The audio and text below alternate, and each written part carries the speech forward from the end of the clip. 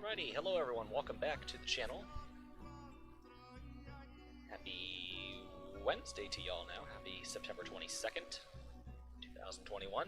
Back here in a rainy Kaldvann, looking here at the capital city of Trondheim. Today we're going to be working in the, probably the section around the Trondheim Sentrum Airport. Just also make sure my audio is indeed working. Give me 1 second. It is. I can hear my disturbing voice. But anyways, so we're going to be working in the section of the Trondheim. Where do you live? I live Trondheim. Da. Anyway, so we're going to be working in the section of the Trondheim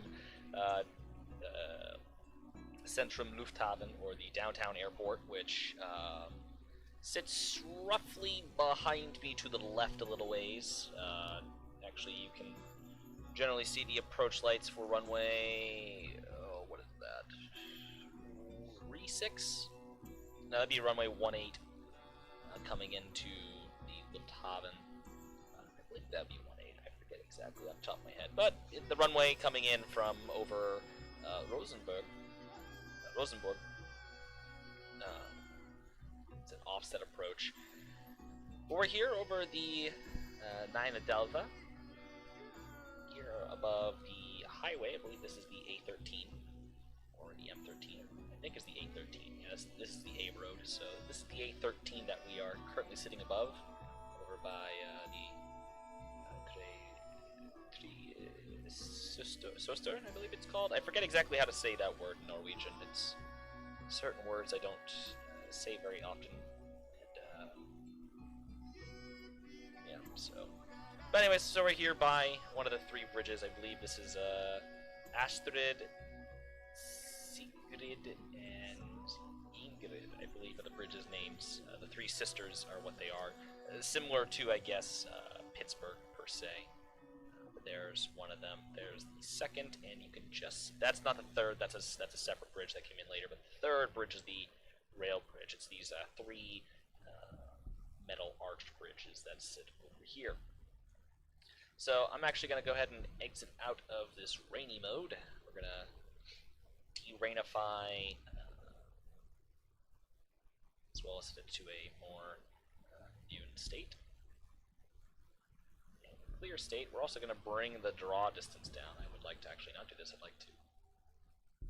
Although we're going to take a second and appreciate the skyline here, as we always do, because it is very, very beautiful. At least I think, in my opinion.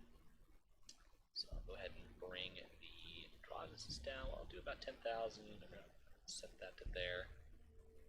I'll probably help out my frames just a touch, because it is getting a little frame heavy here. Especially when I look back to the other side of the river and we have Rosenborg and we have all these buildings loading in.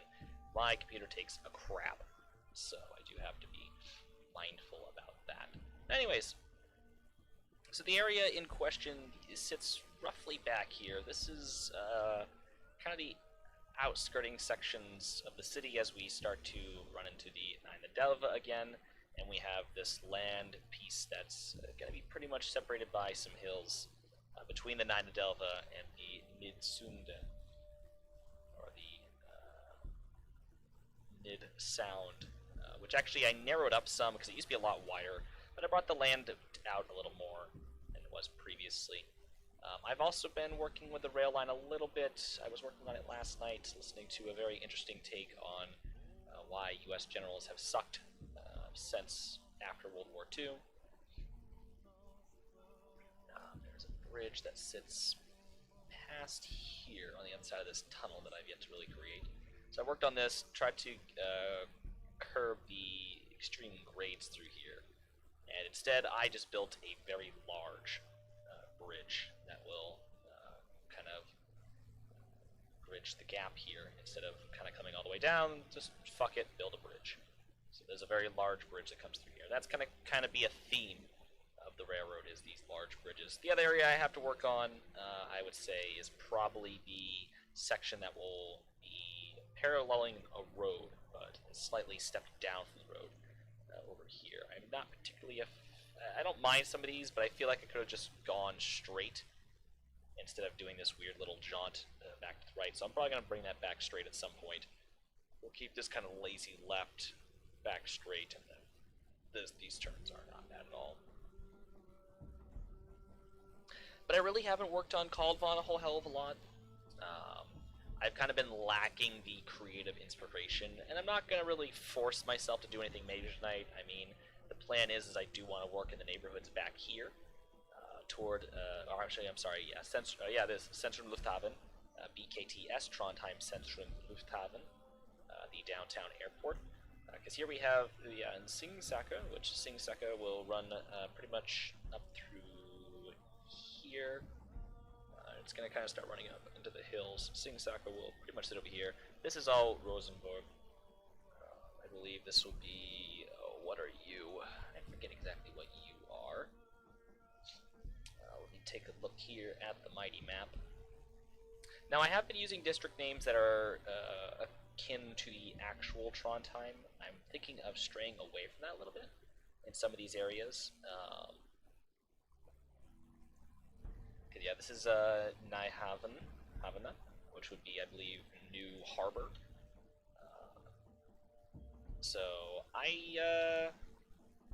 not sure if I exactly want that to be the name, but so we'll have to figure out a name for this area. But you know, Rosenborg, oh yeah, Singsaka, you know, those names, you know, all kind of fit.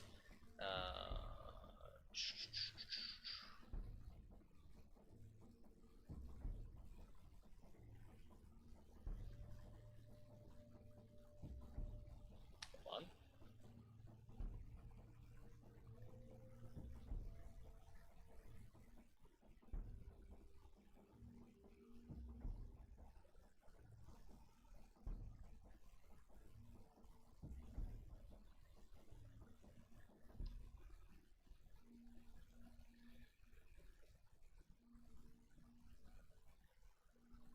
Okay, my brother has to tell me something.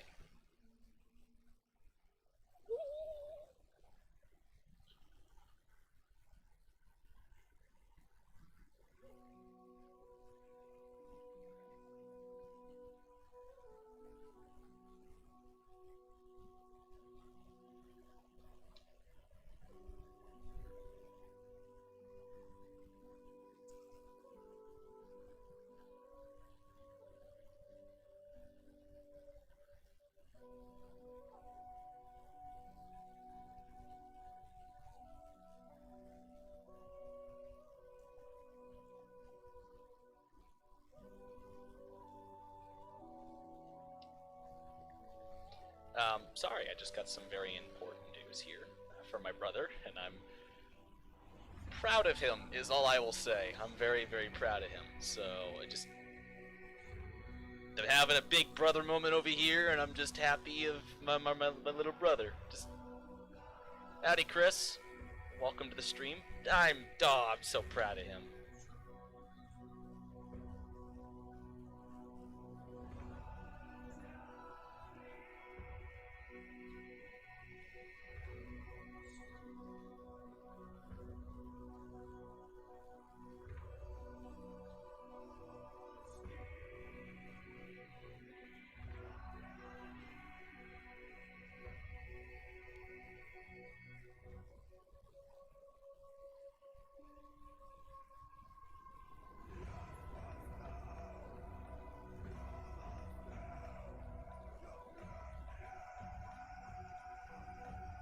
Sorry, I'm just... Oh! Oh! Look at him go!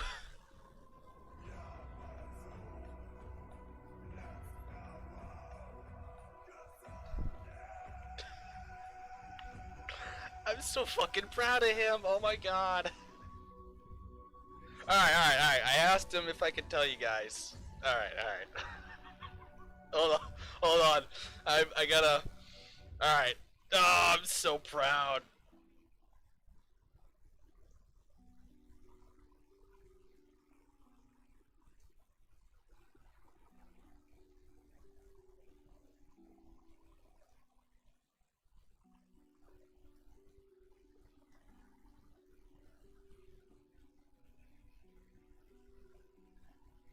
Alright.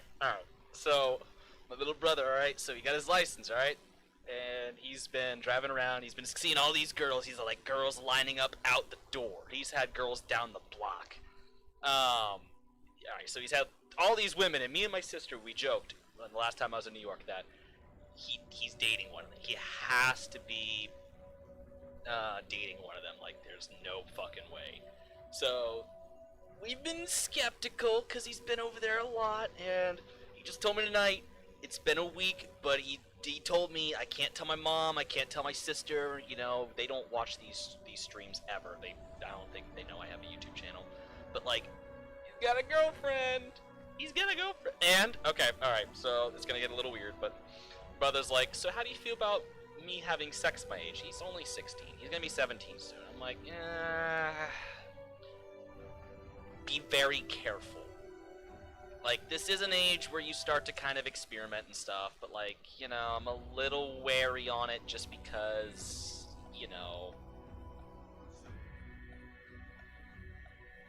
Hold on.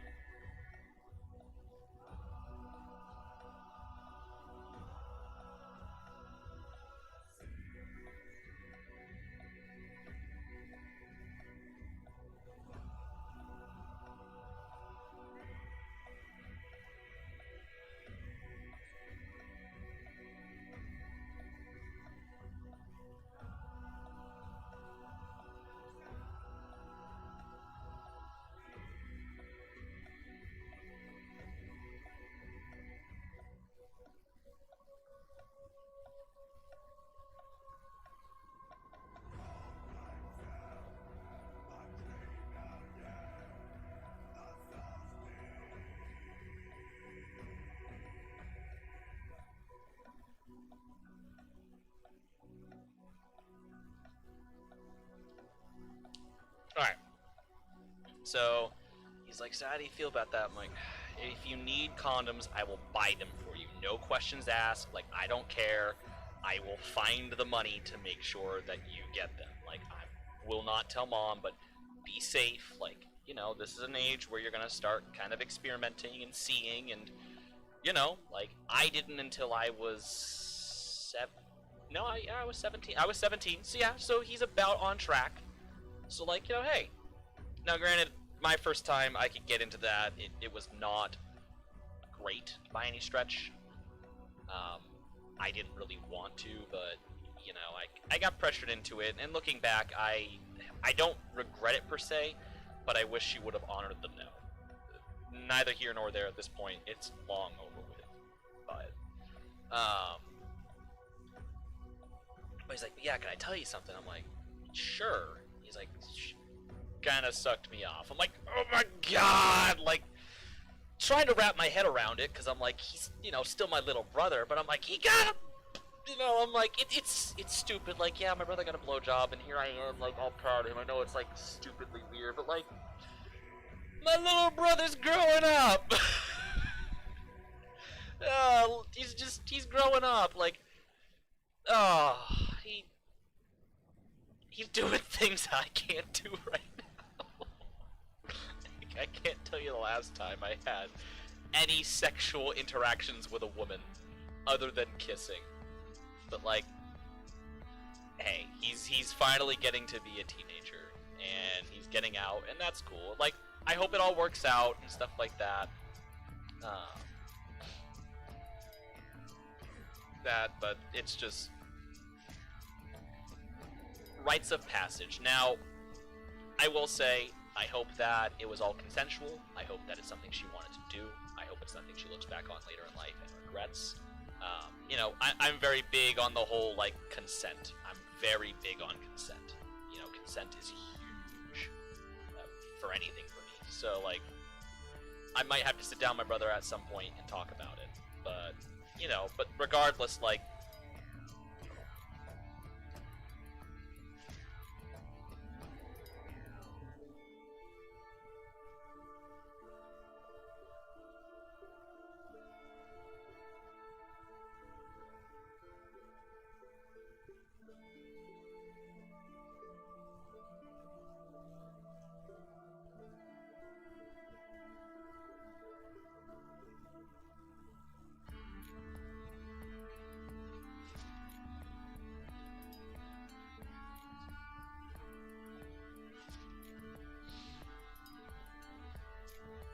But sorry, I'm still texting him because he doesn't want to tell like the rest of the family, and like mom and dad, like I get it, you know, that's kind of something maybe you want to keep from them because, you know, but like my sister, he's not, you know, we when we were found out he was talking to girls, like me and my sister were like grilling him. And he kind of got a little upset. He's like, I don't really see, you know, this is why I don't tell you guys anything and stuff, you know, it's like you guys are just making a huge deal out of nothing. And it's like, you don't get it. Like, this is like the one joy of having, you know, of being the older siblings. Like, this is our one thing we get. You know, we get to make fun of you. You know, this is what we get. You know, you're the youngest. This is unfortunately your rite of passage. Now, we're not making fun of you per se, but it's just, we're watching our little brother grow up, and it's just, it's big for us too. Like, this is the, you know, these are the first girls that you get to talk with, you know, and interact with, but also this is big for us too. Like, you know, you gotta understand, kid. So, this is just exciting for us as it is for you. So, but I urge him to tell my sister. You know, my sister, she's Mariah. No, actually, she's not Mariah anymore. She is, because I know my mom doesn't watch this, she is now going by Alta. I need to stop calling her Mariah because that's not the name that she prefers anymore. And my sister, you know, she didn't swap genders, but she is changing her name because she didn't like Mariah. She prefers her namesake, our great-grandmother, Alta Mariah. Which should be, and I've said it, and I gotta stick to it, it should be easy for me to remember because Alta, and it's a very stupid reason to remember, Alta is a town at the very northern end of Norway, which also happens to be a base for my virtual airline, Brothens. Again, very lame reason, but this is what she prefers, this is what she wants.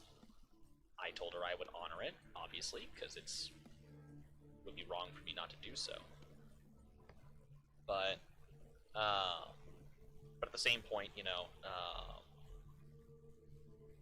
again, anyways, moving forward, but regardless, I urge him to tell her because, you know, I've kept secrets for my sister for years. I mean, there are secrets to this day I have still kept for her that my mom will never know about, that I will never, ever, ever share with my mother, because I promised my sister I would never say a word. And I will not say a word. I will not tell a soul. I will not say anything, including my mother. Even if my mother needed to know, I still wouldn't say anything, because that's the level of respect I want to give to my sister. But, you know, I think my brother's just kind of doing it out of like a little bit of like, not embarrassment, but he doesn't want to get grilled by Alta and stuff. But like, you know, I just want him to tell her, because this is huge. This is big. You know, this is big. This is just it's just huge, and I would hate for her to not know. You know, so this is kind of where I'm at right now. But anyways, so besides the point, but like I said, he's just all, he was all mad at first when he first told us about his girlfriends, because, you know, we're the older siblings, and this is like the one thing we get to do is kind of harass him about the girls that he talks to. But yeah, we had kind of suspected that there was a little something going on with one of them. There had to be. There just had to be. There was no way there wasn't. Like, there was no conceivable way there was nothing going on. But now that I know, I'm just over here like, I knew it. I knew it. Hey, Colin, welcome back.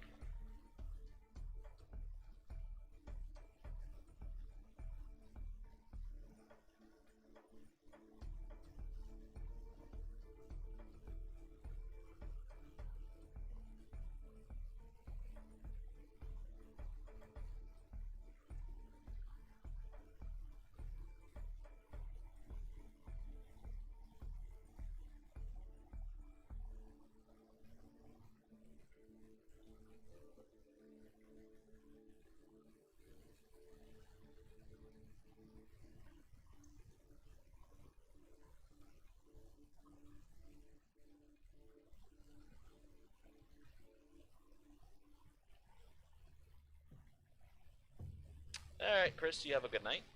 Take it easy.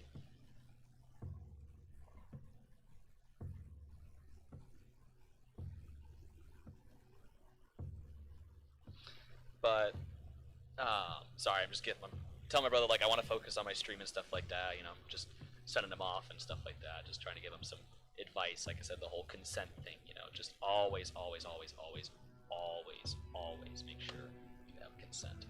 Like, if there's one piece of just brotherly advice that I can give that could, you know, really set an impression on him, is to always have consent. And for my younger viewers, because I know you guys exist, you know, in your very early adult years, you know, maybe still working through your first relationships. Some of you might still, you know, be looking for that one, and some of you might just not know. But like,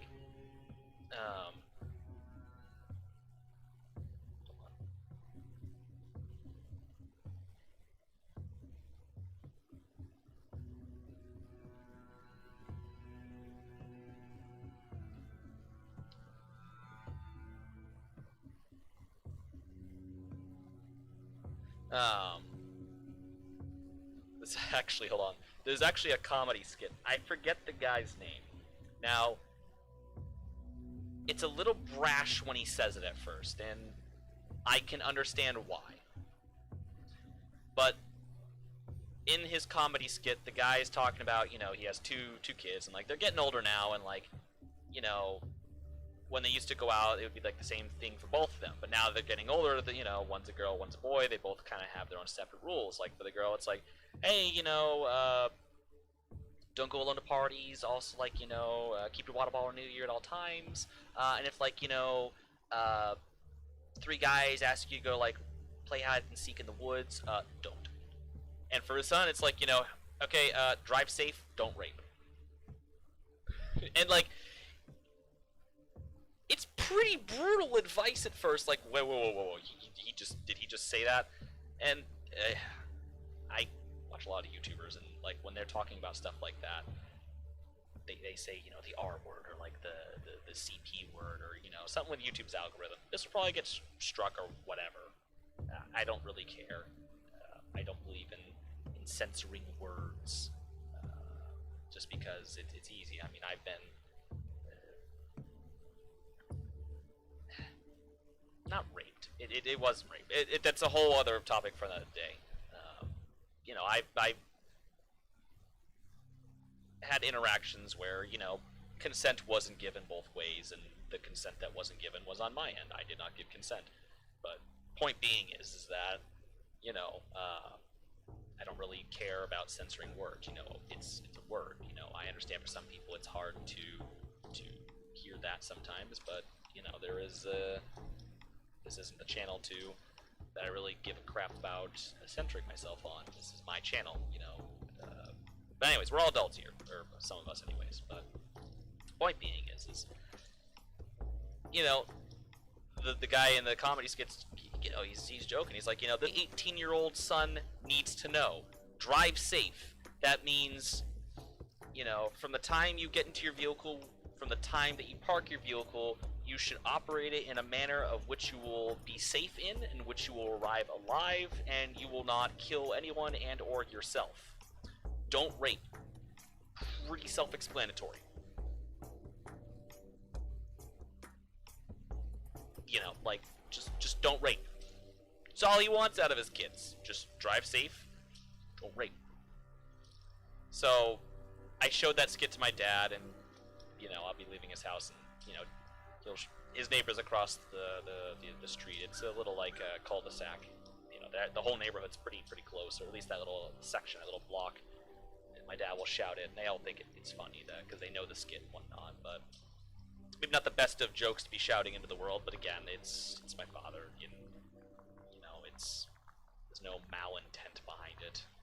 But anyways, so, but I feel it's solid advice from my brother right now. Like, hey, she is your girlfriend, and that's great. I'm happy for you. But like, you still need consent from her just because she is your girlfriend. So always have that, and whatever you do, always drive safe. Is basically my nicer way of putting that. And he laughed, and he's, but the point being, so that's that. So, but I've gotten so far off track here in my ramblings. So, this section, we're gonna be filling with residential neighborhoods to somehow draw us back in to originally what I was planning on doing here this afternoon, or evening, or whatever time it is, wherever you are at whatever time you're watching this. We're gonna be building houses after that whole spiel about sexual interactions, and whatnot. So let's begin, shall we? So we're gonna start over here in the section of here, this area. Now, what's been going on here? So we're kind of working our way out of these kind of bigger, older style buildings, and I do kind of want to build up a little bit of like a downtown core, more or less, for this district. I might put in some similar brick buildings for offices and whatnot, where people will probably go to work and perform whatever tasks they do. Maybe a couple of very low-rise condos and apartment buildings.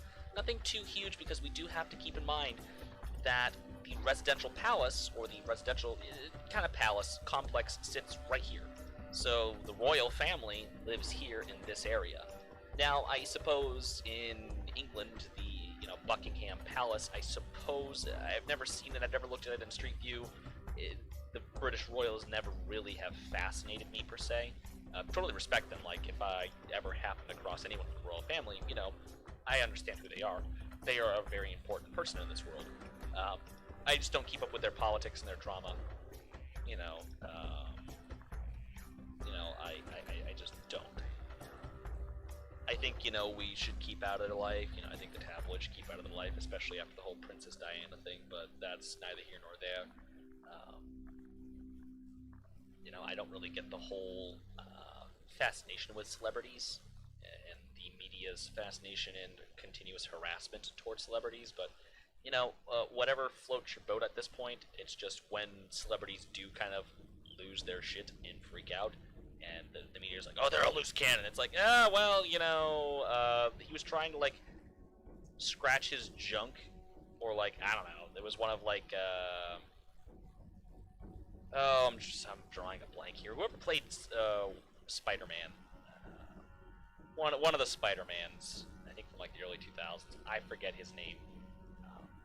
It's kind of not terribly important to me, so it's never really a piece of information that I chose to retain. But point being is that, there was a video of him leaving in his car, and the media just would, like, the fucking press would not get out of his way, and he's trying to back up. And finally, like, he opened his door and kind of, I don't know if he hit one of them or if something did happen, but he's like, I'm trying to fucking back up my car. He can't see. He's trying to back up. He wants to go, and they're making it nearly impossible for him to do so. It's like, I've never quite understood that. But again, another tangent that I'm getting myself into that I need to refrain from doing so. Like the refrain gang. I need to focus on what I'm doing here and talk a bit about that. Yes, you do, Jaden. Oh boy, it's you again. Oh, what? What's wrong with me? You just kind of come around and annoy me every now and again. Well, it's been a while since you've done this, so I've kind of been waiting. You know what I've been waiting for? If you say a tall Scandinavian woman, I swear to Odin, I'm gonna... Don't you say it. Don't you say it. Don't you say it. Jaden, I mean it. That's what I thought. So anyways, now this loser's back. But so one thing that I actually have been doing, and actually I did on the Carabassa here recently, is I have been employing this asphalt spline a little more as of late. To Alphabet McGuire? I think it's like Toby McGuire. I really don't know what his name is. I think it's something along the lines, because that is a name that did just pop into my head. But then I thought of Lizzie McGuire, which is Hilary Duff. So I kind of second-guessed myself. Like I said, I don't honestly know his name. I believe it's Toby McGuire or Tobias or something. I don't know. If Sean was here right now, he would know. I could probably message him, but that takes a little bit of effort, and I don't frankly have that effort right now. I just having flashbacks to work currently, because I'm now at my new job, and work's going well, but the only problem is I smell like jet fuel all the time now, and just scratched the side of my nose, and all I can smell is my hands, and they reek of jet fuel, which isn't a bad smell. Yeah, Toby, okay. Alright, so it is Toby McGuire. They reek of jet fuel, and it's not a bad smell, but when you're not expecting it, or when you're not at the airport, it's like, ugh. It's an overpowering smell, is all I will say. Alright, so we're going to use these streets kind of for the downtown area, just so I can do kind of some more custom road marks. I don't mind these streets here for kind of the or the residential area. I do kind of want to wrap this road here along the edge and bring it back in over here. This connector, which will kind of serve as, well, the connector, I eventually have to put road markings on, which I am going to lose my shit when I do. Like all of this. This area is actually its own asset, so if I delete this, okay, so if I don't delete that, if I go to this button and hit this button, you see that all just deleted. And now this is all just empty. It's all open and whatnot. So that's actually its own asset for this whole area. And you can see it's actually kind of nice. I do appreciate it in a lot of ways, but it is obnoxious, but it does bring this area to life. Like, it probably would have been better if I had rotated it and put the bridge going over this, maybe for like the smaller road. But I wanted the Student Society building right here, which I do need to get someone to kind of edit the textures on and maybe add some more detail to it eventually, but again, another project for another day. Hi, Toby.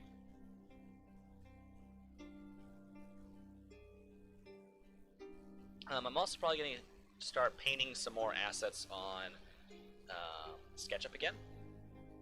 Maybe dumbing down like the interiors, particularly cars, to kind of personalize Kaldvann a little bit. I have been wanting to paint some fire trucks, but probably needless at this point. Been wanting to paint some service cars that would be very common around the island, like particularly post vehicles, maybe some branded delivery trucks. I would like to fix my police car for the Kaldvann National Police, just because it's broken, and I don't want it to be broken. So what do you look like? You are an old stone house, and you are going to work somewhere, but you're not going to work here. So I'm going to put you over here, and I'm going to save you. Yeah, I'm going to save you. But this road I felt was a connector to get across from point A to point B, because, you know, neighborhood's got to go somewhere.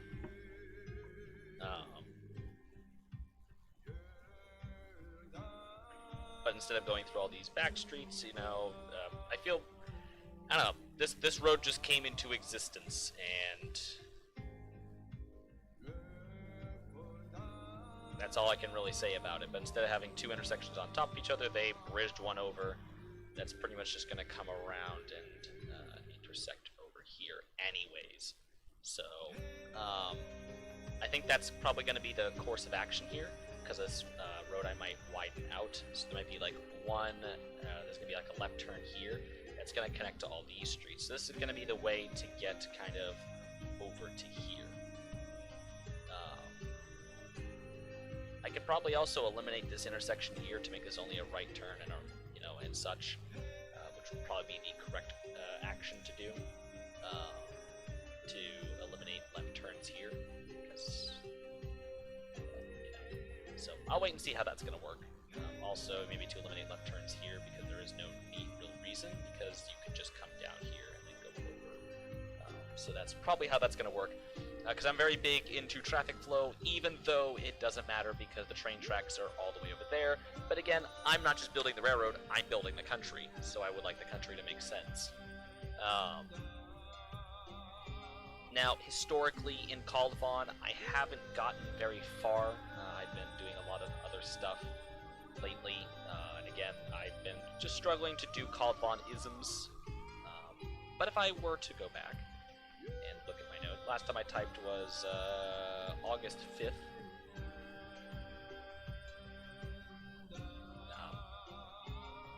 Now, I don't know where I ended, but I know I've talked a lot about the kind of civil wars that Kaldvann has suffered through, per se, between the Nordic, Dano-Norwegian settlers and the Franco, or the Acadians that have come over. So I know I've spoken of that some. I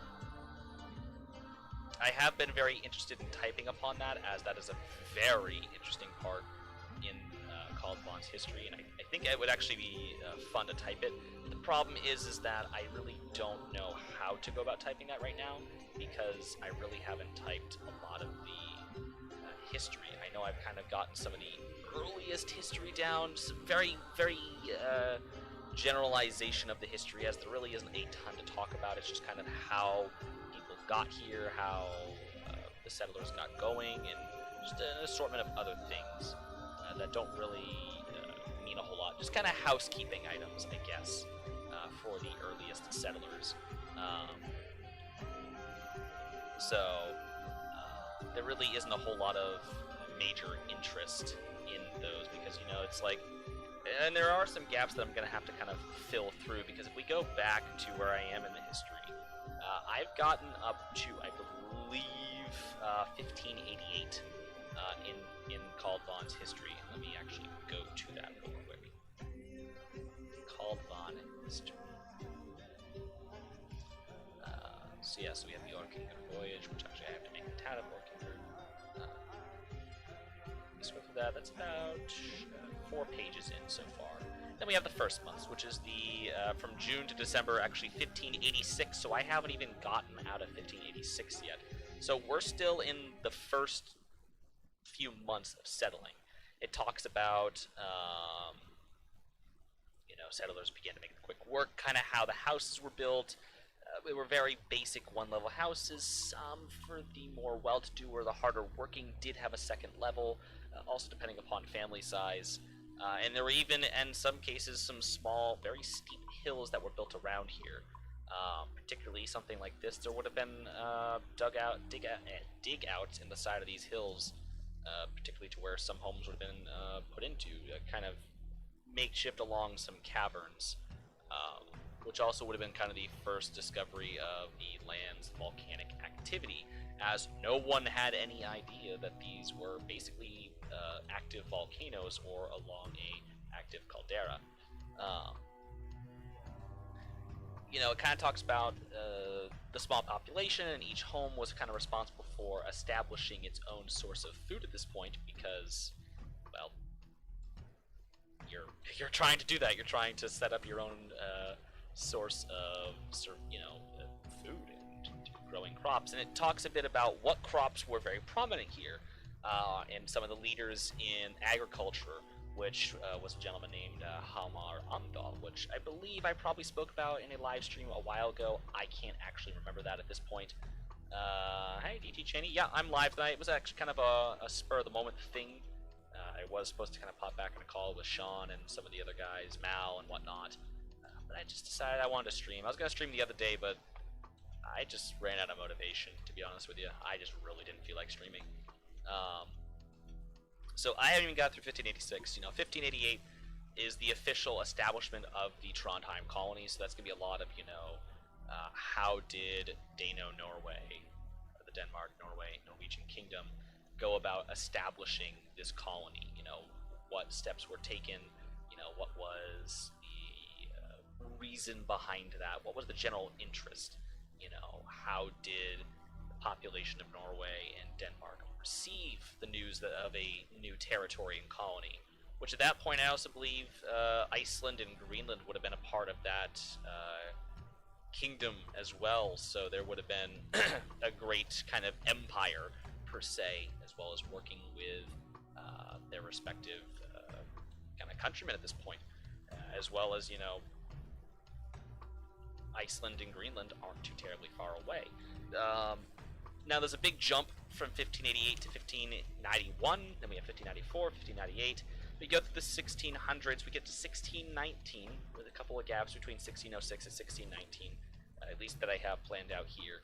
And then we get to 1665, so there's a pretty big gap, which I think I'm going to have to start paying attention to the neighbors next door in Canada, which I believe by this point some early settlers are coming along.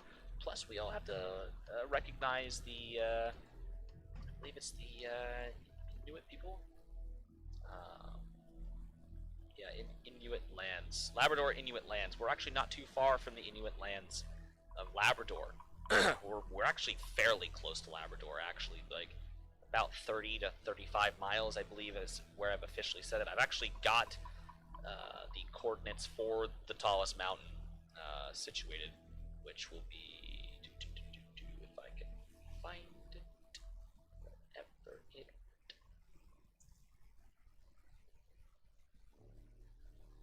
So 5514 north, 5604 point, so 56 degrees 04 29.9 west is the official coordinates of the mountain, which puts us in the Atlantic Ocean in the Labrador Sea. But we are not too far from Rigolet, North River, and if you were to sail a little ways, you'd end up in Happy Valley Goose Bay, which is one of the larger outposts up there for that region. So we kind of, in that period, have to start looking at, you know, exploration out that way, or their interest in taking that land. You know, what all went on during this period, and I think it would be a lot of, you know, exploring the expanse of Kaldvann, you know, outside the mountain ranges, you know, exploring kind of by sea at this point. I don't know exactly, because this would also contradict some of my later history of discovering settlers and whatnot. I don't know. I kind of have to see at that point. But there is a big gap. But I think beyond that, you know, like I said, I know I got up to... I've kind of briefly touched upon the 1800s with you guys in the development of this nation. You know, we get to 1800. 1800 that year, Kaldvann recognized as official colony name for, you know, Dano-Norway, which I believe was still a thing at that point. Because I don't believe the Danish Norwegian colony... Oh yeah, it didn't collapse till 1813. So, Dano-Norway didn't collapse till 1813, which would have led to some issues once that collapsed, particularly with the residents of the island. So 1801 to 1802, we have moderate eruptions. Now I'm just kind of briefly covering across the history for you guys, just so you get an understanding of, you know, where I'm at in terms of development with this country, more than just what I'm doing here on screen. So bear with me for a moment. But 1801 to 1802, another series of moderate eruptions begins, which kind of halts really any progress, because, again, when one part of the nation starts shaking, a lot of things are all, you know, they're everywhere shaking. So it's kind of creating a lot of problems at this point for development around the country. So by the end of 1802, you know, most of the eruptions have ceased, which I believe was some of the last major eruptions on the island, which also kind of starts putting us to that point, you know, what is going to erupt next? Especially right now, there's a lot of volcanoes waking up around the world.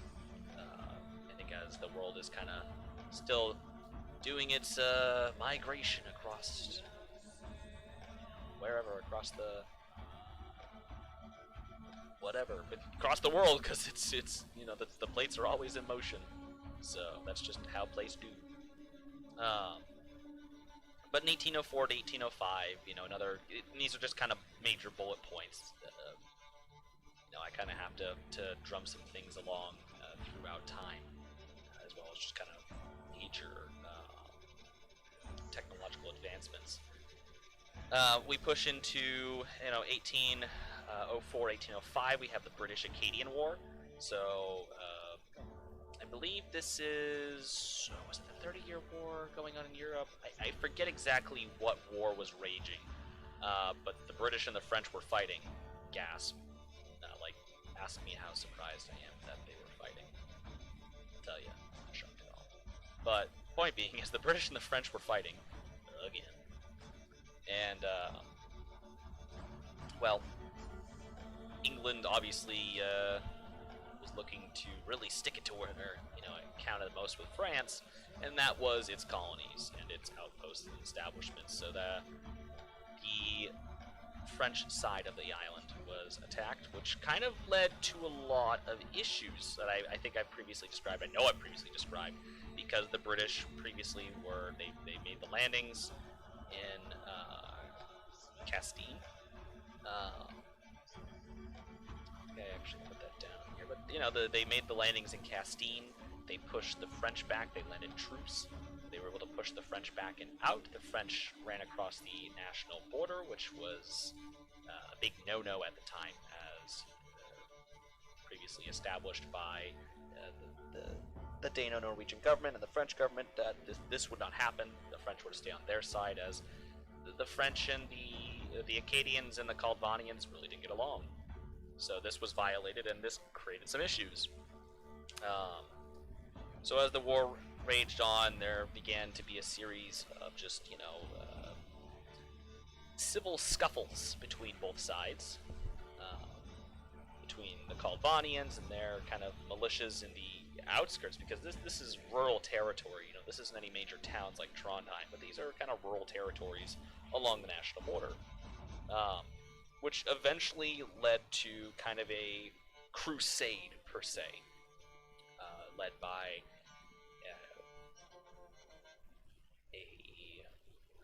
I forget his name exactly. Actually, no, it's right here. I know his last name is Cousteau. I don't know if it was Jean Cousteau or Jacques. I'd have to look back at some of my previous streams. I have it written down somewhere, this gentleman's actual name, his whole name. I'm also wondering if I want to do spline roads here to work with. This is also where textures become a bit of a problem, is angling it.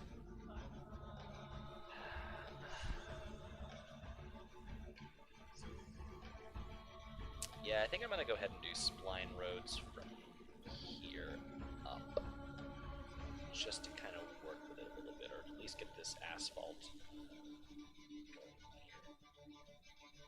So I'll do something with that. Just 1 second, I just gotta think.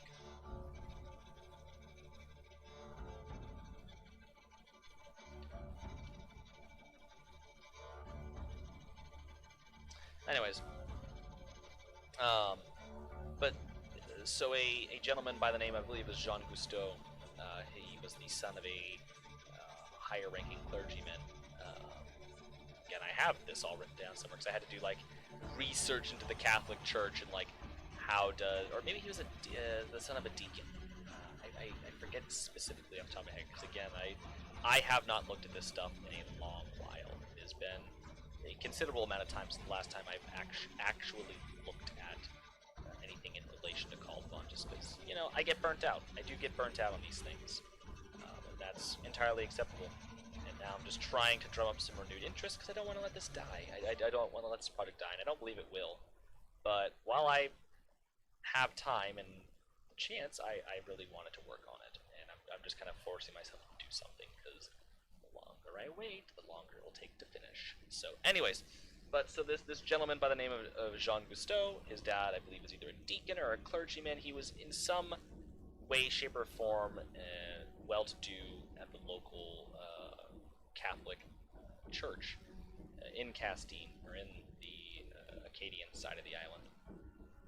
and he was a bit moved by some of the religious freedoms, as it kind of conflicted with what he grew up to believe.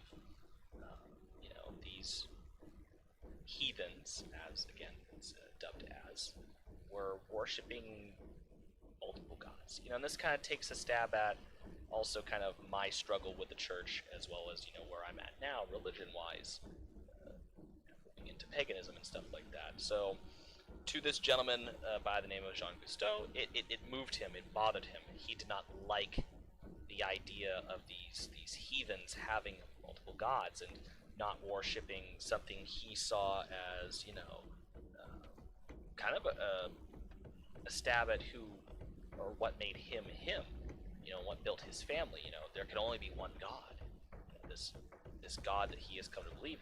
Who are these people to say that they're to worship another God? And it moved him. He started to speak with some kind of radicalists that lived within Kaldvann, or the other side of the island, and they started to get on this kind of anti-paganist movement, or just anti-other religion movement, which then kind of spirals out into what is called the heathen phase, which started simply as just these group of guys going out at night and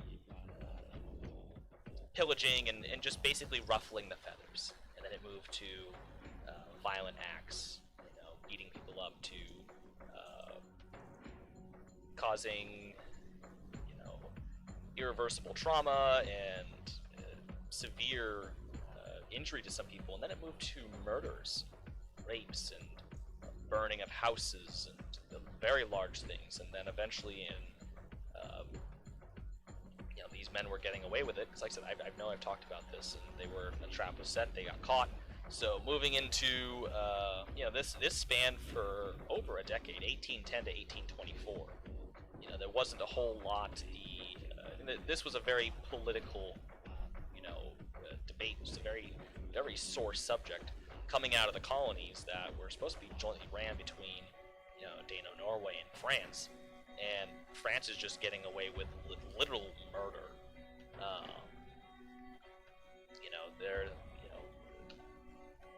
people are writing just these horrific letters out of Trondheim and mailing it back to Oslo, pleading with their government to do something about what's going on here, do something about these injustices, and it turned into this very heated political battle that Norway wasn't looking at. Denmark and Norway weren't looking to have with France. This is not something they were looking to have with France at this period in time. It got put behind other things that were important around that period.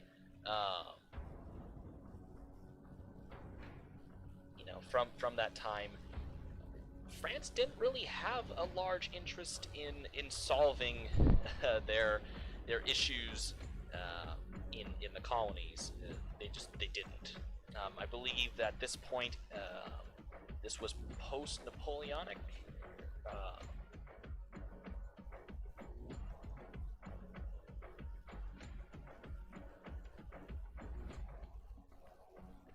He crowned himself emperor, I believe, in 1804.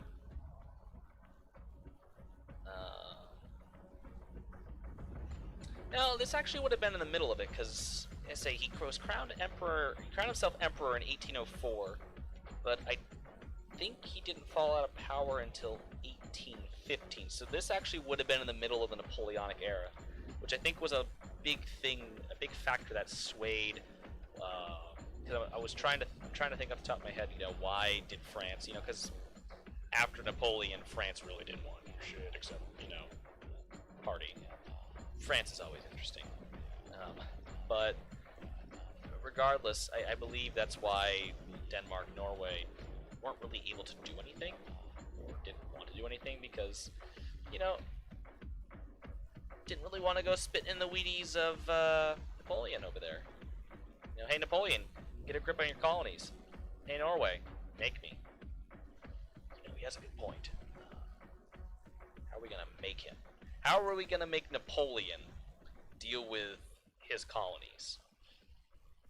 We don't. So they didn't. So that created a lot of issues. Of course, once Napoleon fell out of power, you know, Denmark, Norway started putting a lot of pressure on France to do things who still didn't want to do anything about it. So this created more tension, this created more pressure, and eventually by 1824, France finally decided, hey, you know that problem we have over there? Yeah, we'll do something about it. And actually, they really didn't do anything about it. It actually just came down to France saying, hey, we'll do something about it, and then Denmark, Norway going, hey, Kaldvann, you know your troops that you have assembled in Trondheim? Yeah, you have our permission to assemble them and go figure this out. So that's essentially what happened, was local militiamen and the Kaldvannian army, basically, the you know, or whatever you want to call it at that point, went out and set a trap for these men and caught them. So by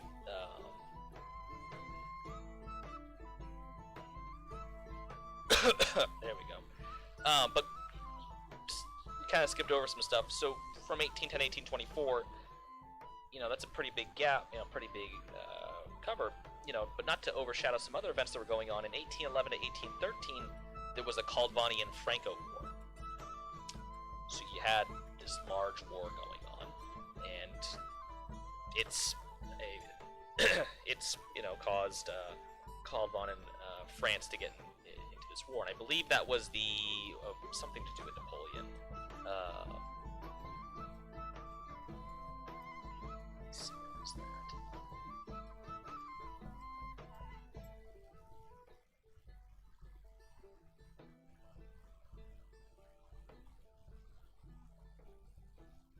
So I had to figure out what war it was, because I know that was something that. Let's see. 18th century.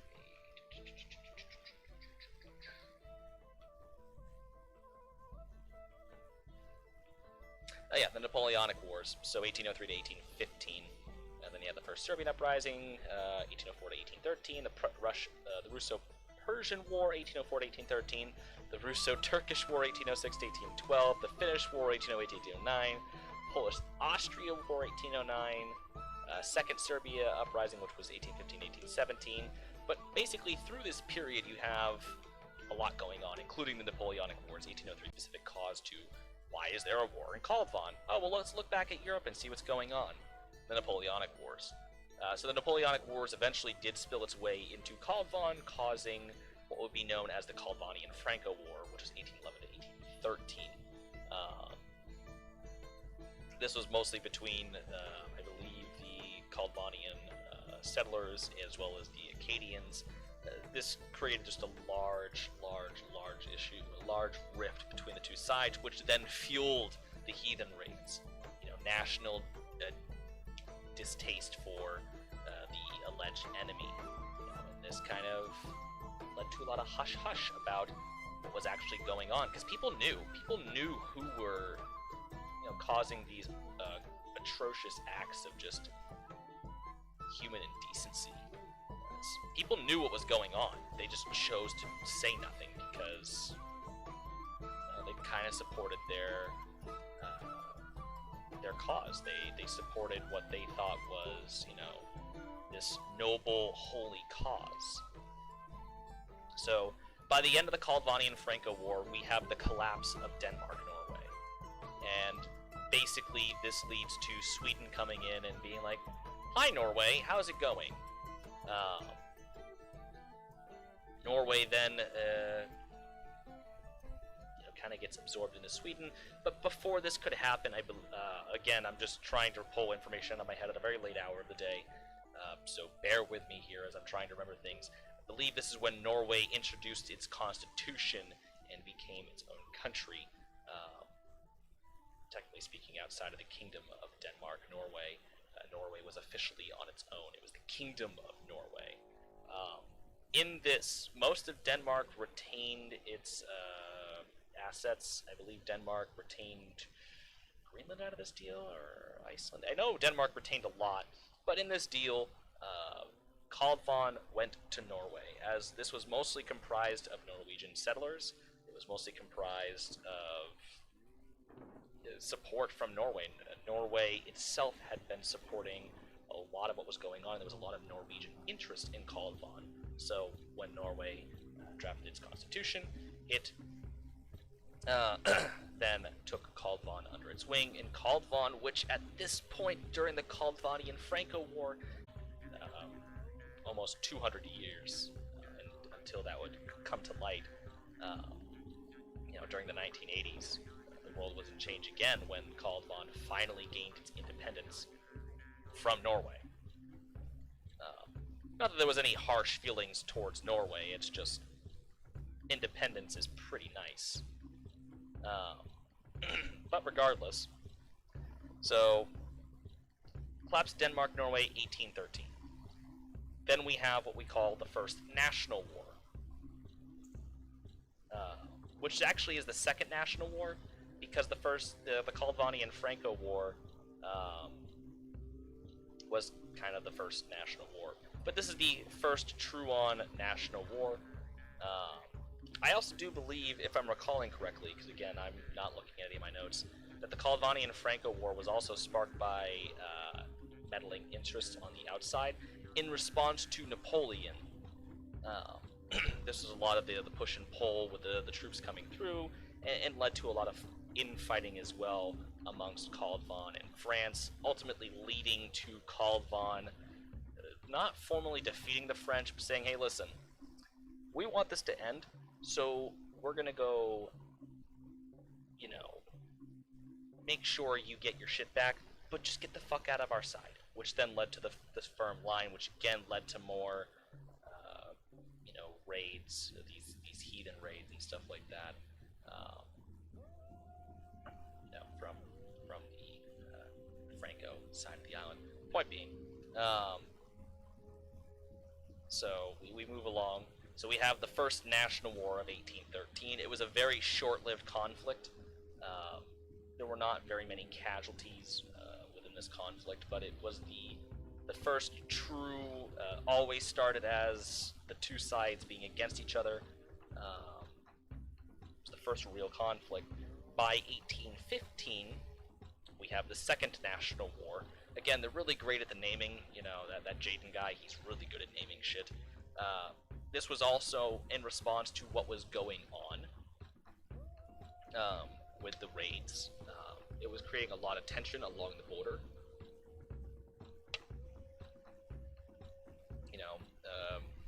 Norway demanding that something be done, but Norway not having very much power to do something about it themselves. So this was the response to start, retaliating against the raids and against the people of the Acadian side of the island. So this led to some great distent. Moving forward, though, to not drone on about this too long, by the end of 1815, most feelings were still pretty hurt, as there was no real clear winner to these conflicts. No one really won, no one really lost. There was just a lot of hard feelings and a lot of bloodshed for no particular reason. So people were pissed on both sides. At the same time, the heathen raids are still going on. This is only 1815, so we're like not even halfway through at this point. But by the time 1825 rolls around, Jean Gusteau was caught. He was, put in imprisonment. His men who worked with him, people who aided him, were also caught. You're alive. Put this back on top of you. Just gonna not deal with that spider today. So from 1825 to 1826, we have the Gusteau trials. Now, Jean Gusteau was actually held down here at this fort, which I believe at this point was unnamed, or it was just, the fort of Trondheim, or Trondheim's fort, or whatever it would have been called by then. I don't believe it had an official name, or maybe it was named by that point, because I believe the guy, General Johann Carlsen III, Fort Carlsen, I believe he was a leading general who was wounded in combat during the First National Wars. But point being is Gusteau was held there, tried, and eventually executed or sentenced to death, as well as his co-conspirators. And he was publicly beheaded in the middle of Trondheim to I wouldn't say a static crowd. It was still a very somber experience, but he was publicly beheaded. It was I believe one of the last beheadings to be formally held by the Kaldvannian government ever. It was the last public execution held in Trondheim. Trondheim wasn't known for a lot of executions.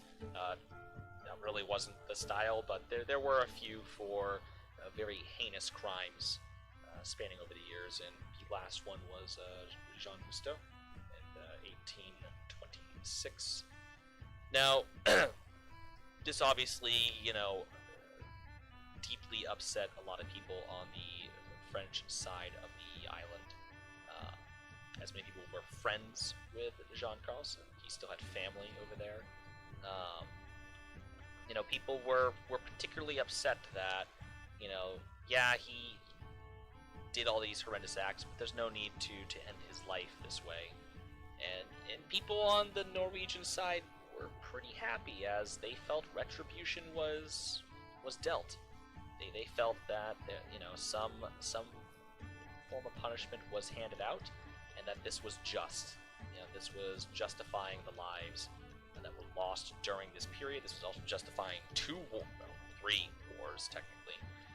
And this was kind of also getting back at the French for basically being scumbags. Since they landed upon what was rightfully theirs. It was not, this land did not belong to the French. So we now enter what we call the period of great tension. Again, wonderful naming. And this tension saw closed borders, fences run along the borders, which essentially shut out the French and the Norwegians from each other. They wanted nothing to do. They were military patrols on both sides.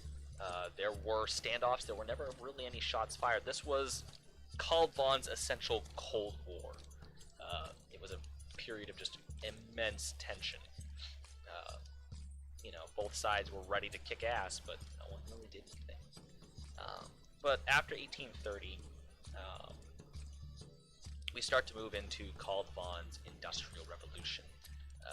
Something new was on the horizon for the people of Kaldvann, and this old, just issues from the past were not going to be something that would help progress find its way here in Kaldvann. So amends between the two sides need to be made. There was a new generation that was coming in. People were coming of age, by this point in the 1830s, and new ideas were starting to pop up. New inventions in the world were starting to pop up. So there just really wasn't time to be having these issues from such a long time ago. So we start entering Kaldvann's Industrial Revolution by 1830. It's nothing really major to note, but we start seeing some larger industries begin to pop up. On top of that, in 1832, the first tracks of the Kaldvann National Railway began to be laid. The predecessor to what currently is now the Kaldvann National Railway was laid. The first tracks, we haven't really established where the first tracks were ran or laid. The first tracks were set up here in Trondheim as an attempt to connect the larger city to the other side. Now, this was a joint project between both the French and the Norwegians. The Norwegians taking a larger hold on the project, the French building basically up to their border, and basically meet in the middle. The French were able to reach the border first, and then just waited for the Norwegians to figure out how they were going to get there. The two sides eventually did meet. I don't have any firm dates set upon that. But they eventually met. When they did, it was a very happy moment. It was almost, in that moment that the tensions of the past were laid to rest. Even though the period of great tension ended in 1830, it wasn't until I would say probably I think it's 1836, that the first train ran. 1836 wasn't really in when what am I trying to say here? That the tension ended. My cat is sitting like right on the edge of the couch. Like any further on the edge, he's just gonna fall off. Now, the real Industrial Revolution isn't marked until 1834, when, textile mills began to pop up, large lumber mills, major, industrial, revolutions. This didn't really begin to pop up until 1834, that the mass movement of this began to sweep across the island. Both for the French and the Norwegians. A lot of this was particularly happening over here in the Marienborg neighborhoods, which would actually start to lead to some worker issues the following year after the first train in 1837. Workers started demanding rights. The first worker movements didn't begin until that year due to just absolutely atrocious working conditions. These mill owners who lived over in Rosenborg, far, far away, didn't understand what was going on at the workplace. They didn't understand what these workers had to go through daily. They didn't work in the mills. They didn't have to understand these things. So the mill workers began to get very tired of this maltreatment. People were dying in the mills just because these long days and working around these brand new machines and really not having any idea what the hell they were doing. Real no supervision, real no rights. People were, again, getting work these long hours, so when you work long hours, you become fatigued quickly, and you aren't paying attention, and, you start to miss certain things. You start to cut corners unknowingly, and the next thing you know, you're getting, your life taken away.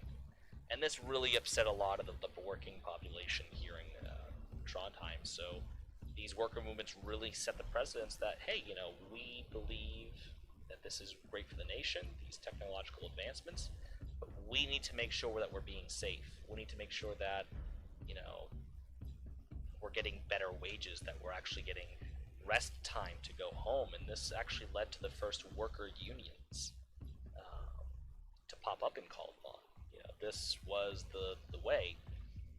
By 1840, I believe it was 43, the first worker unions began to appear in Trondheim and eventually began to spread outward through the colony, making its way to the French side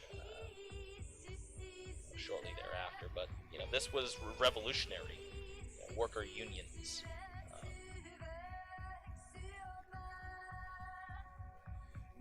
Pardon me.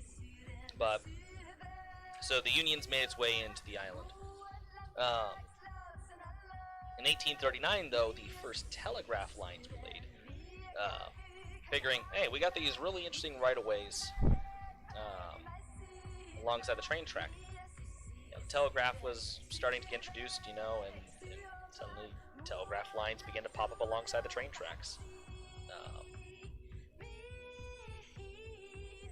So that was something huge to start having telegraphs laid, for the island. This brought Kaldvann into such a huge stage.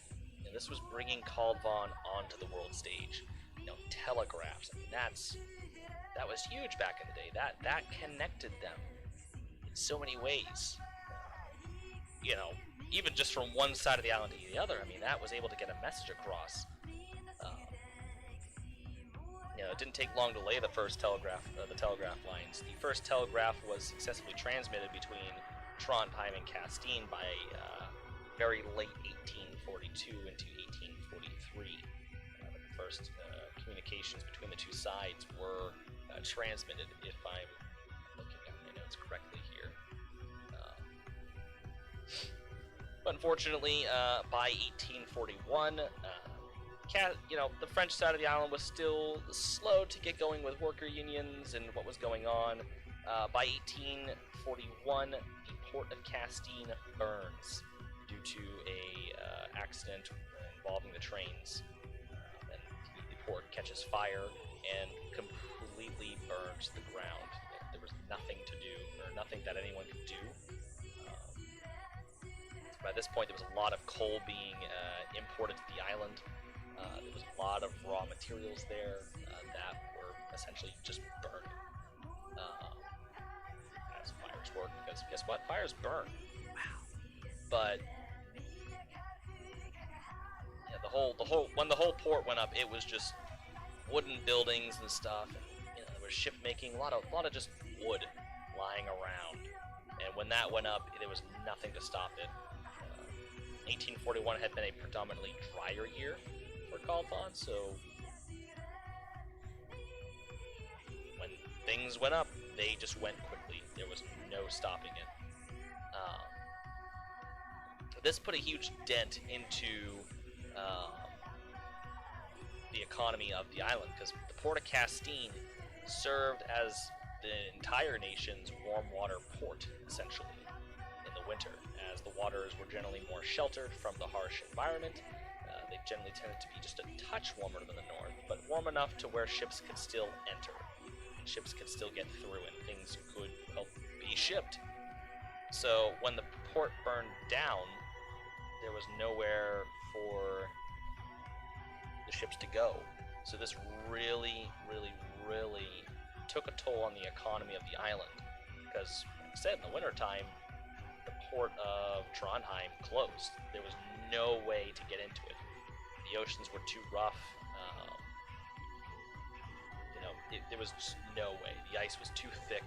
The port of Castine provided just the ships something to get into, and they were able to make safe harbor there, and the port facility was just naturally larger than what was offered down in up in Trondheim. Trondheim has always had the smaller of the two ports through this period anyhow. So when Castine went up, there was just nothing anyone could do except just hang on. So the port went up in 1841. That's kind of as far as I got with the history. Was the port of Castine burning in 1841. There were other industrial improvements through this period. This is essentially what the 1800s were set upon, was industrial improvements. Maybe by I think there was another war.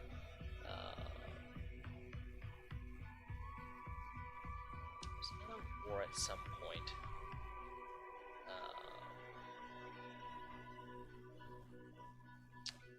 want to say it was something to do with the Franco-Prussian War. I can't remember. I want to say that was something to do with that, because I had looked into the Franco-Prussian War. It was only about a year, 1870 to 1871. But I want to say there was something to do with that. I also realized I have not laid a single building, because I think I've been yapping too much, but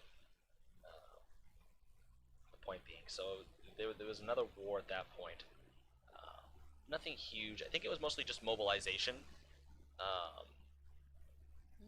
and then sending troops on from Kaldvann to, the French side of the island to help fight in that war, which would also lead to, again, the growing movement of, sovereignty. Hey, we are not involved with what you guys do anymore. This isn't our war. If you guys get into a conflict, that's great. We hope it goes well for you, but we aren't you. We don't do these things.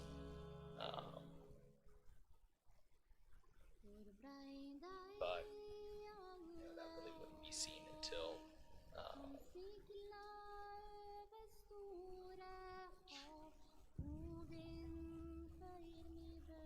that wouldn't really be a second. That's crazy.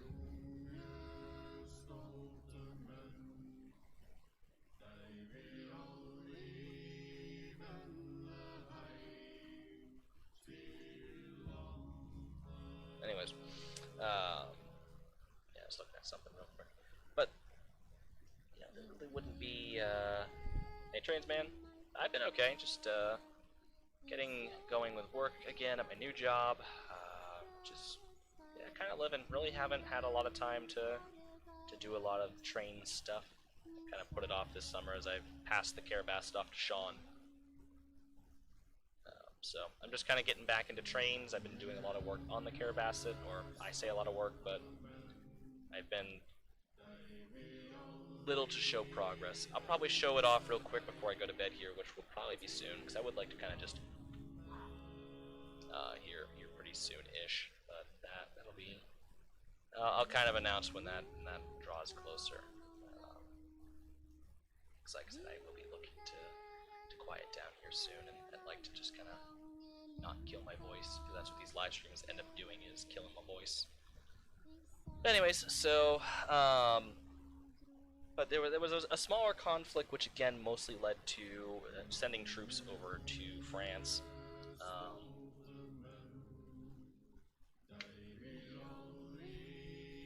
Yeah, there was a lot of just mostly industrial stuff.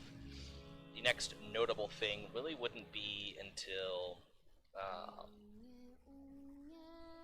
the First World War rolls around.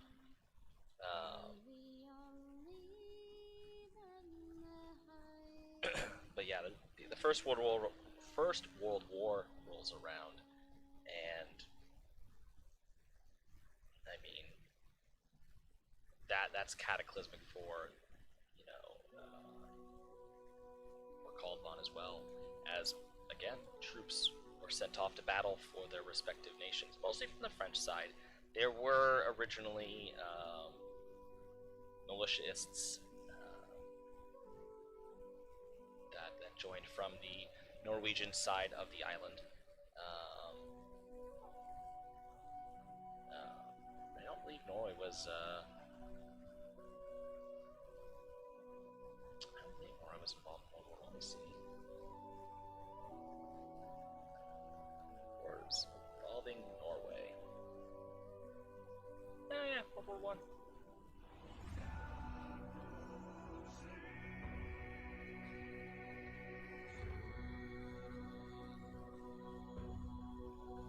Or no.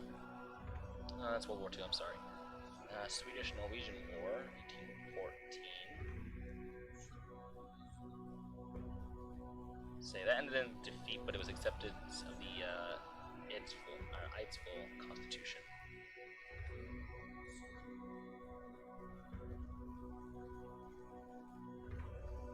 Yeah, I don't think Norway was involved in World War One. So just put my head in there real quick, but point being, so people did go off from Kaldvann, the Kaldvannian side, to fight in the Great War.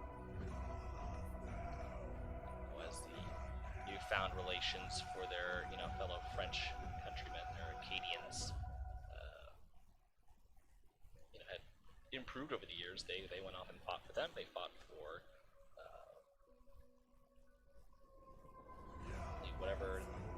whatever they felt was right. So they went over there.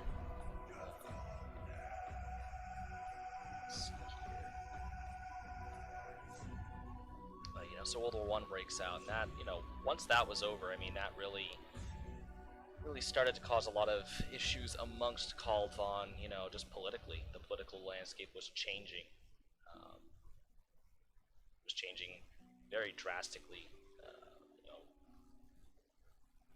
lot of talk of different ideologies and stuff like that. And people were, particularly on the French side, were getting tired of getting called upon by their leaders an ocean away to go fight this war, or go fight their wars. And that, again, started to get the ball rolling for independence. There was major movements, and actually by 1922, it did go to the polls, because despite being a monarchy, there were free and fair elections for local representatives in the island. Local policies and such that to be enacted, there were free elections. That's something that Kaldvann was very keen on, was having these free elections. His constitutional monarchy allowed that. So having these elections, really started to put forth this idea of independence. But ultimately, even though it was very popular, both the French and the Norwegians put a kibosh to it, as, it kind of threatened their interests. Hey, we don't really give you guys permission to do that. And of course, there's always some reason of why they can't do that. So they were told, nope, that can't happen. That's not something you guys are really allowed to go off and do. So, not go off and do, they didn't.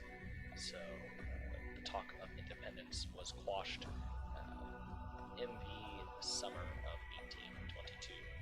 So, or 1922, sorry, so he's saying 18. In the summer of 1922, talks of that were quashed, and independence would not come for quite some time. Moving through the 20s, again, another great period for Kaldvann. It was just a period of just general happiness. Kaldvann was able to focus within. And again, there were other political ideologies coming into play here.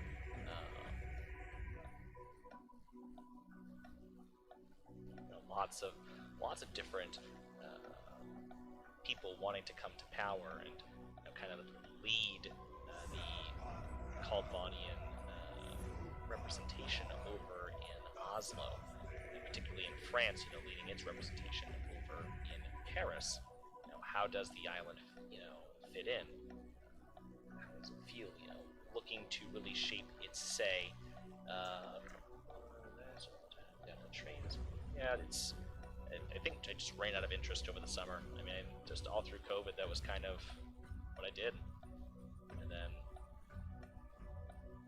now that, I wouldn't say COVID's over, but now that, we're all kind of getting back to the normal, there's been no real need to play trains as much, and I just really haven't had the time.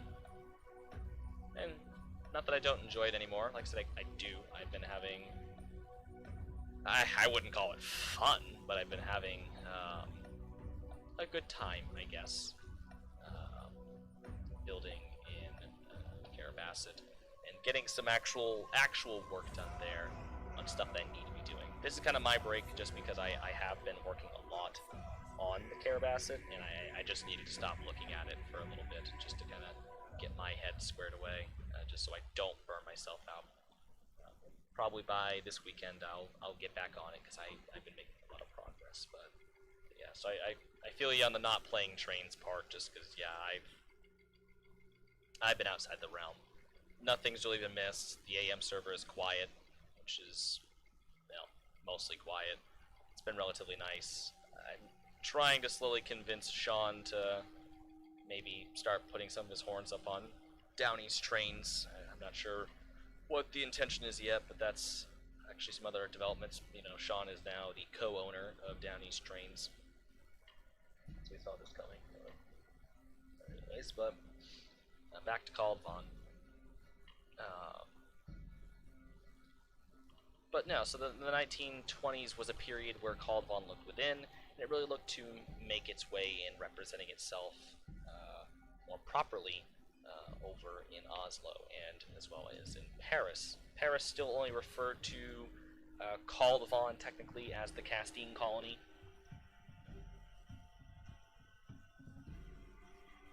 You know, their only real interest in it still was the port of Castine.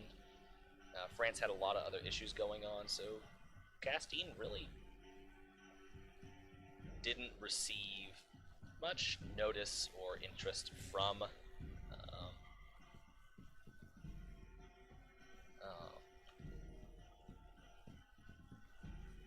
from its home country. If I could just figure out the freaking words.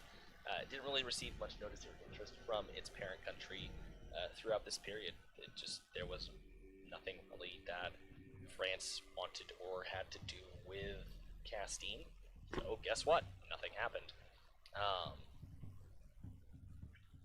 Not saying that things never did occur through this period, but Castine really just, there wasn't a lot to say. France was dealing with things post-World War I. And again, things were heating up in Europe. Things weren't quite done. France had its own stuff to worry about, you know, how to move forward. Didn't have time to think about the colony. And that was also another thing that was going on, was the wars fought. The veterans, you know, the ones who were left behind. Because, again, Kaldvann did see a active military participation in the First World War, albeit not in active conflict, but, you know, directly. There was no engagements, you know, here on the home front. Everything was dealt with overseas, and that kind of was interesting for the population, I guess, is what I'm trying to think of how to put here, because this was one of the first major conflicts, major conflicts that wasn't fought here, that the conflict wasn't brought here, and that the troops had to go fight over there. You know, this was a war fought entirely away, and this was something that the people here weren't akin to, but something that really started to capture the attention of the population. You know, hey, we're fighting wars all the way over in Europe. You know, our ancestors left Europe, you know, to not get away from it, but, you know, to find peace and prosperity, and, you know, to not have to deal with the day-to-day life in, you know, per se Norway or whatever have you. You know, and here we are going back to Europe to fight these battles. Hey, Jared, welcome back. But World War II would prove to be the real test for Kaldvann, because that's really when things started to get shaky. And again, when the talks of independence really rose up, and when multiple people were fighting for power within Kaldvann, because now Kaldvann, you know, just laid for the taking. And that didn't really become apparent until 1940. You know, obviously Hitler is going through his conquests of Europe, and the world is taking note. You know,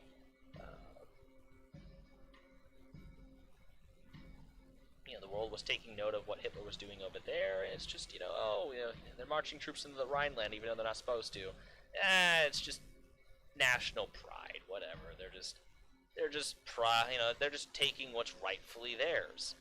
You know, oh, they're invading this country. No, that's fine. But Hitler, you know, hey, don't do that again, buddy. Like, hey, you can have this. Don't do this. Like, we're done, okay? Like, you know, and then he'd do it again. And he'd be like, hey, I thought we discussed this. You know what? All right, fine. You can have that, but this is it. You know, you can't invade any more countries. And then he'd go invade another country. Then he invaded Poland. Then he invaded, you know, France. Then he invaded Norway. And that's really what caused a lot of issues, was when France and Norway fell. Oh, Jared, I'm so sorry, man.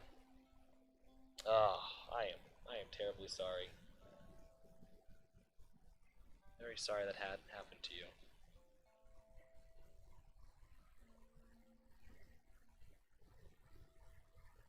I haven't lost anyone to leukemia yet in my life. I don't know anyone with leukemia, but that is very, very hard, especially someone close to you like your father. So I'm very sorry to hear that. Hope you hope he can rest easy now, and hope that that things are okay for you and your family, and hope that's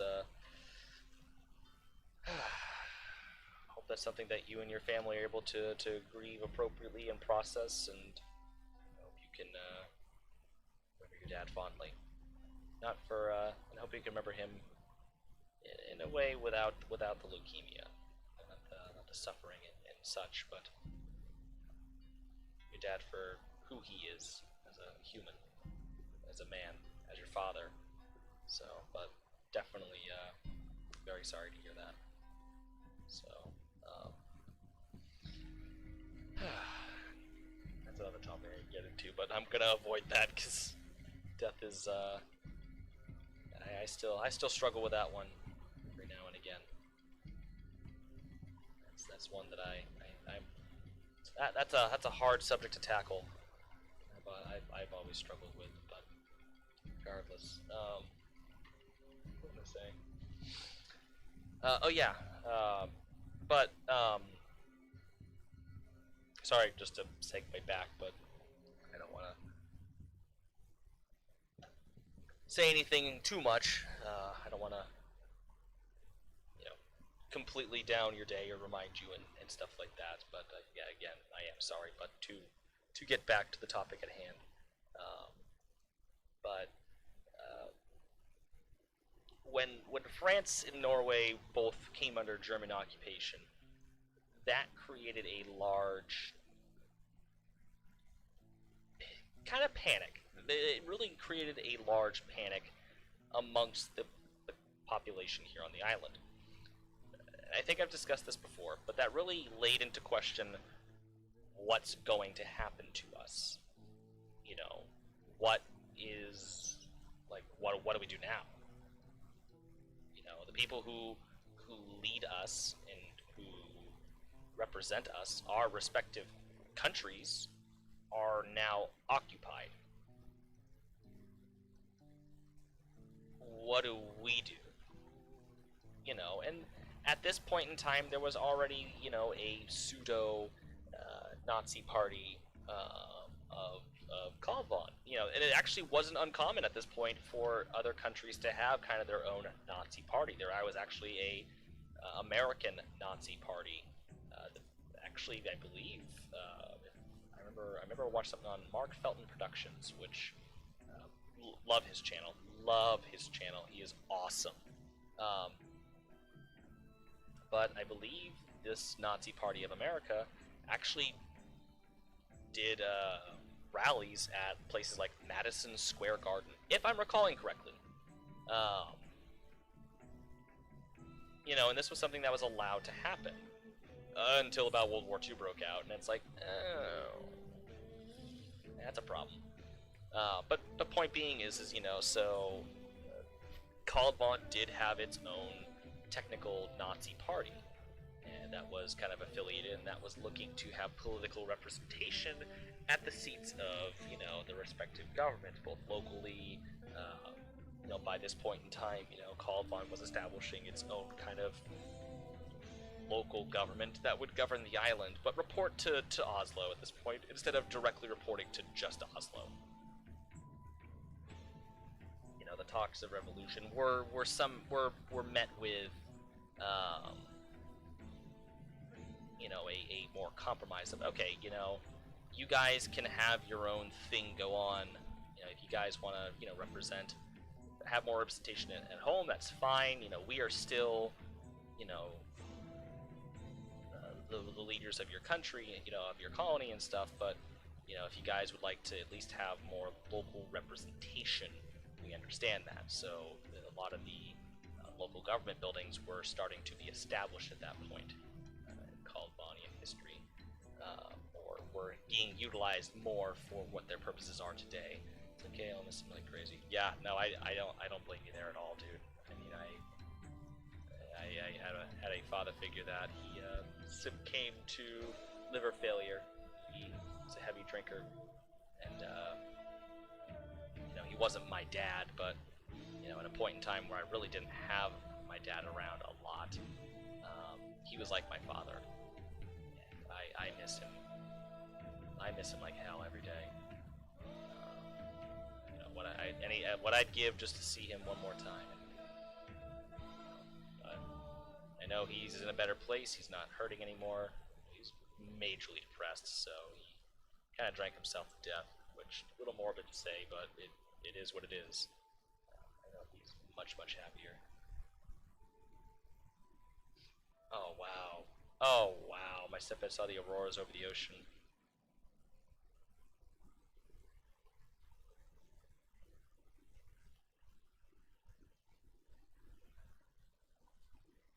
Oh, wow.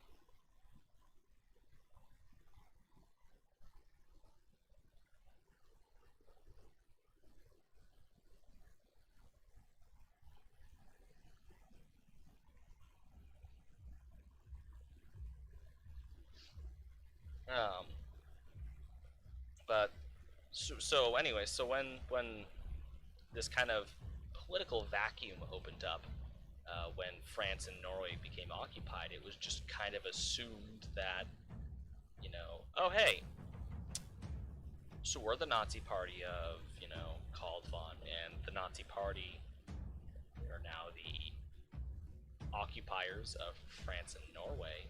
So I guess that means we will assume control. You know, we are in charge now, and that created a lot of panic because at the point that this was being assumed, people already had a great distaste because, you know, this guy was known. This party was known. Again, I don't have any names, but this party was known throughout the island to,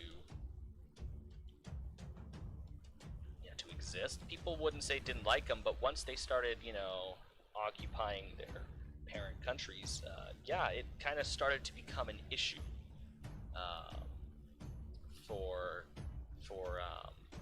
a lot of people. And then when this guy comes rolling in, and now he's starting to want to take power, that started to really, really put the fear into a lot of people. Um,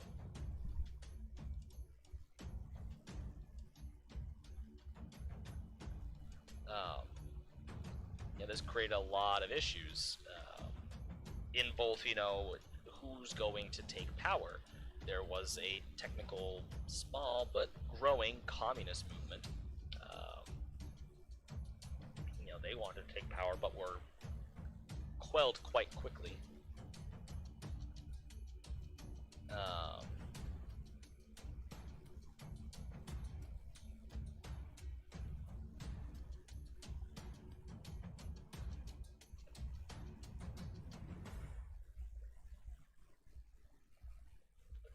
so, you know, it opened up this door. A lot of hands started fighting, and again, the freedom movement, the Kaldvannian movement, the Kaldvannian party, really started to take charge again, you know, and there was a lot of resistance between them and the Nazi party, who again were just kind of coming in and assuming that, you know, they're now the rulers, which, to be fair, Adolf Hitler didn't even know who this guy was, and, you know, more or less, you know, what was going on there. There was no formal communications established. This was just someone who idolized what was going on over there, and you know, kind of wanted to have his hand in it, so, you know, latched on. But and even in a lot of ways, Hitler hadn't really even begun to plan, you know, Kaldvann's strategic, you know, importance. Which it would serve a strategic importance because now that he occupies France and Norway, and this sits just off the coast of Canada in North America, this would be a perfect opportunity to be able to put, you know, troops and you know, U-boats up there that could really wreak havoc on America. This got Hitler one step closer to being able to start dealing with the American problem, as he dubbed it. Or as it were to be dubbed. Maybe he did dub it. I don't know. Can't really say I've ever talked to Hitler. I've talked to some people who have frustrated me a lot that I've probably called Hitler. Um, which it's never acceptable to call someone you dislike Hitler just because you're frustrated at them. I've done it before. It's not right though. Like, they can frustrate you all they want. It's still not anything because they're nowhere near the level that he was. But anyways, to not get on that subject, got 2 routes finished. If you want to download them, Conrail Short Line Railroad and NW Short Line Railroad, and working on them now for 2 weeks now. Are they on the DLS? Having a storage problem with my computer, so I'm kind of refraining from the things that I'm downloading at the moment. I'm trying to really be conservative. So other train routes I'm a little hesitant on just at the moment. So maybe in the future when I get a new computer, would love to take a look at them. Maybe show them off some, but for right now I will respectfully decline, just for the moment.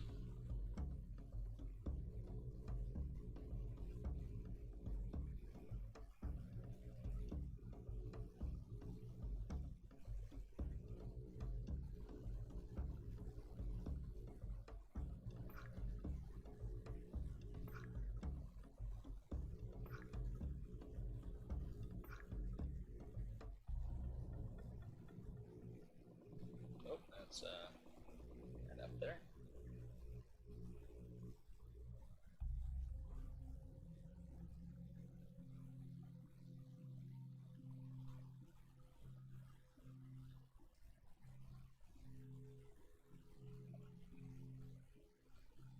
Anyways, so as the war kind of pushed along, and as people started to notice, France is occupied,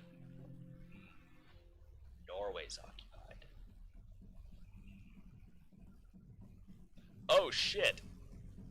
People started to take notice that, so there's this colony that sits in the North Atlantic that are both run and ruled by France and Norway that could be a problem, especially if Hitler suddenly takes notice and German everything starts rolling up into that bitch. Which telegraphs were sent to Berlin. Communications were established with Berlin, which was kind of the Kaldvannian Nazi Party's introduction to the actual Nazi Party. That was kind of their first communications, just kind of figuring it out.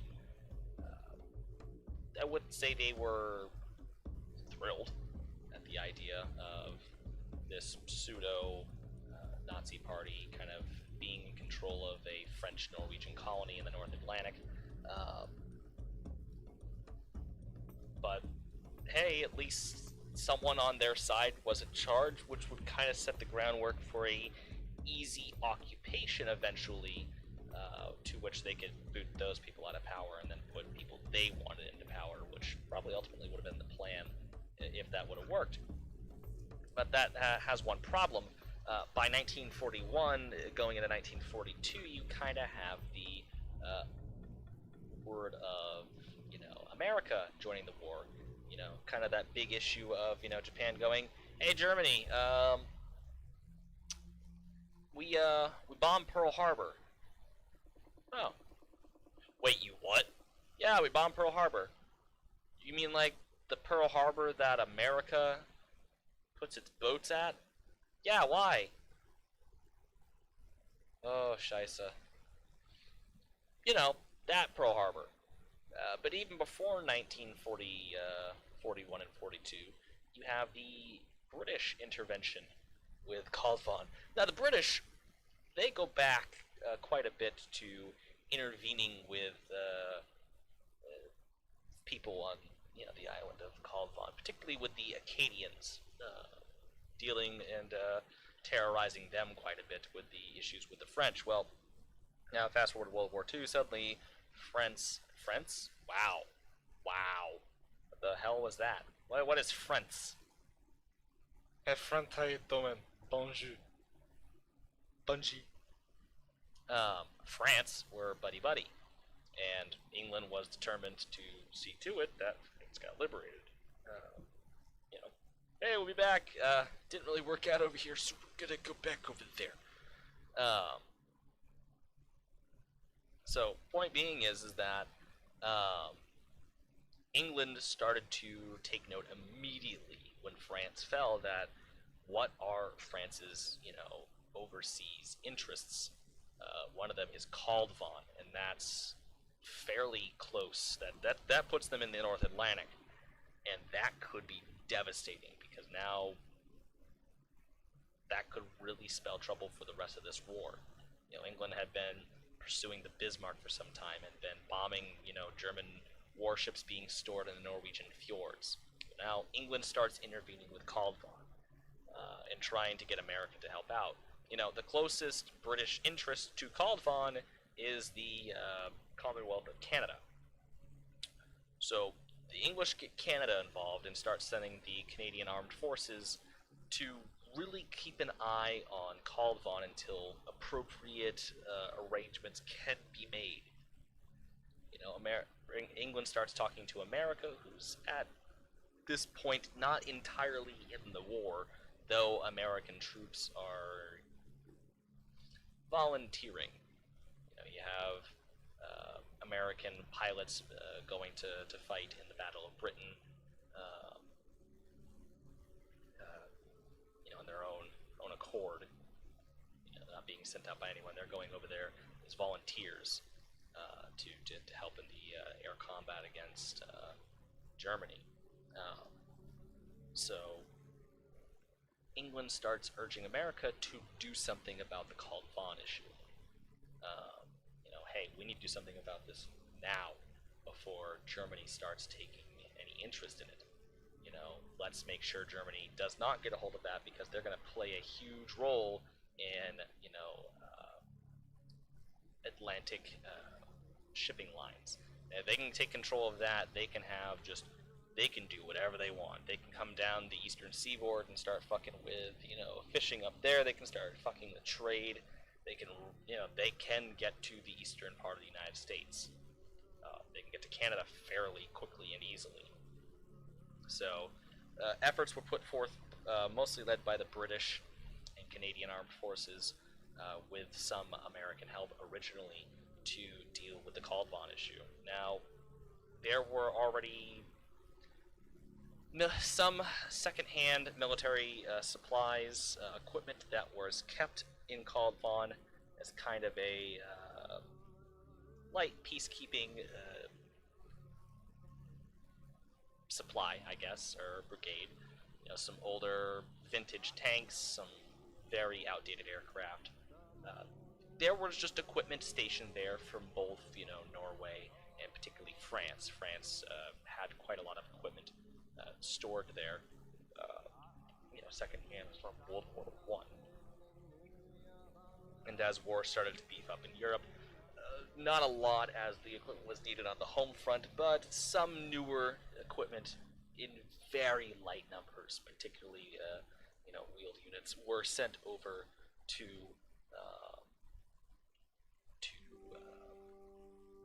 the Castine colony.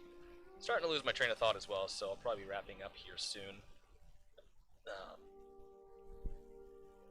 As I essentially have gotten literally nothing done except build these roads, which I'm not. I don't mind them. I gotta build some back streets over here. But those will come here later. Probably just be in a grid shape, so I might just drag some textures off of it and do what I will there.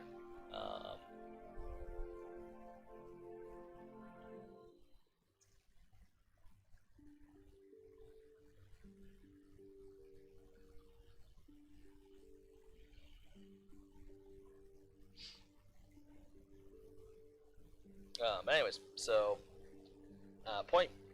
getting back to the point, or the topic at hand. So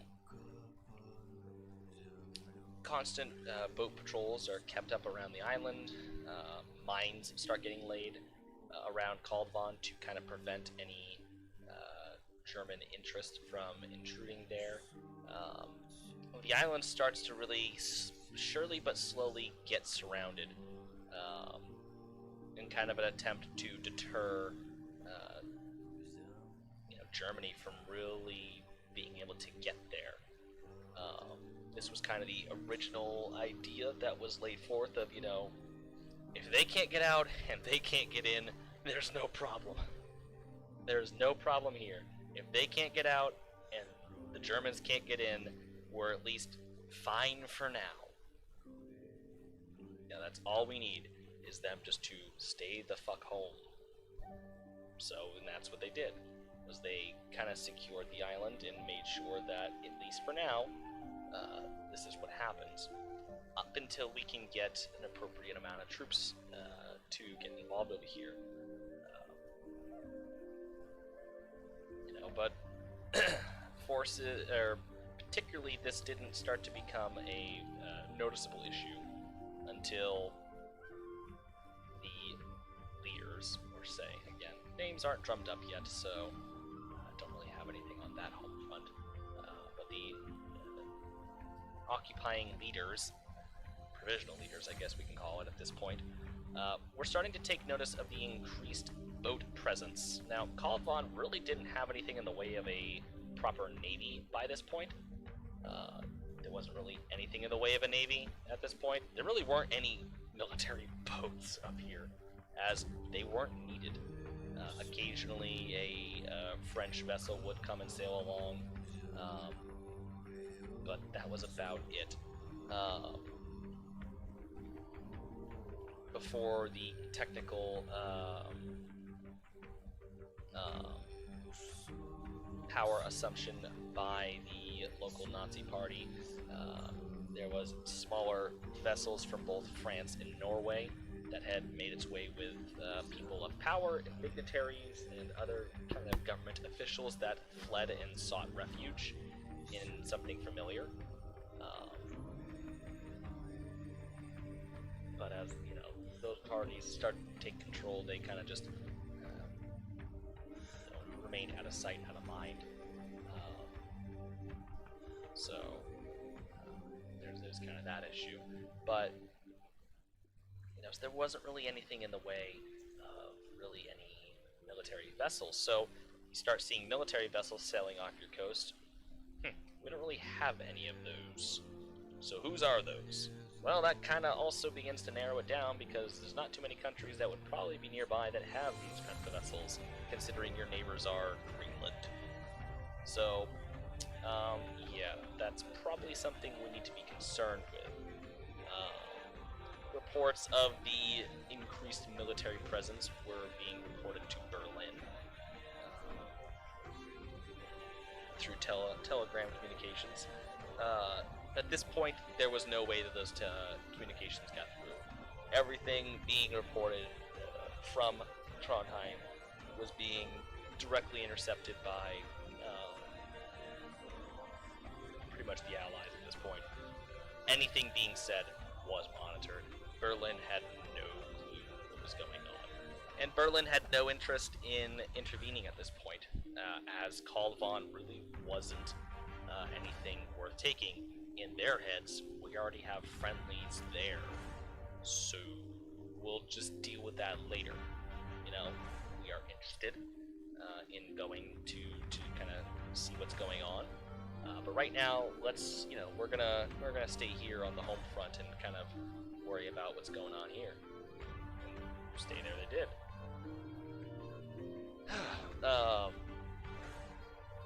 But again, so we run into the issue of power, and also now we have some global superpowers taking a heavy interest in what's going on in Kaldvann and really starting to intervene in securing the island. And there was a few thousand people who were at the point now of, well, Nazis took over home, so guess we're Nazis now. And people at this point said, well, may as well as just to submit what's already happened. So they submitted and were somewhat welcoming to their new occupier, their new leaders per se, in hopes that, this is how life was going to be. The war is lost now. But if this is how life's going to be, they're going to make sure they pal up with whomever's in charge now. So when the big bosses come in later and kind of really start asserting their dominance and power, hey, at least I was accepting to the idea of defeat. I was accepting to these guys being in charge. They can't get mad at me later on. They can't do anything bad to me because I didn't fight back. I didn't get mad. And that was the thought. Submit now so we can save ourselves later. And that's what's began to happen. So these people who were attempting to just save their hides from later on were willing to, kind of put up arms to make sure that this newfound position of power was retained.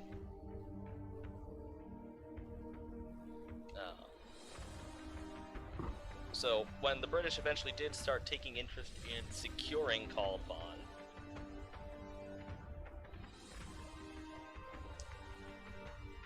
there was a small militia that was established that was mostly in support of the Nazi occupation. So this started to lead to the issue of, there is a small force that, has access and control of the local and respective armories for the colonial sides, who were kind of barricading themselves into the capital. Now, at this point, Trondheim was very difficult. Early on in and I use this term lightly, the occupation, Trondheim was very unreceptive to the occupiers. Support was large from Norway to rid these people immediately. And after Norway's occupation, a lot of co-conspirators who fled to avoid potential execution from the Nazis, they fled and found themselves coming to Kaldvann, took up residence temporarily in Trondheim. So by taking up residence in Trondheim, they were kind of able to spread some of their influence, and they were able to start spreading, the word from back home, the mainland. And by doing so, it's not what I wanted to grab. No, stop grabbing that. There we go.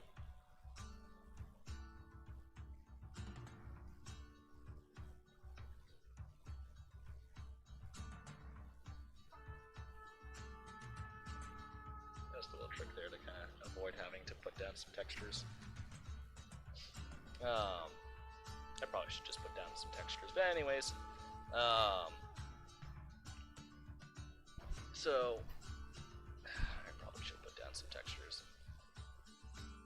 I really don't want to. I think I've done splines all through here. I'm fine with that. I'll just do splines.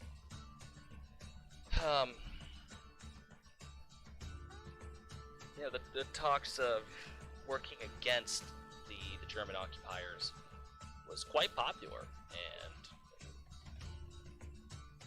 rose morale amongst the local population in Trondheim. So Trondheim was very inhospitable to the German occupiers once refugees from Norway started to show up.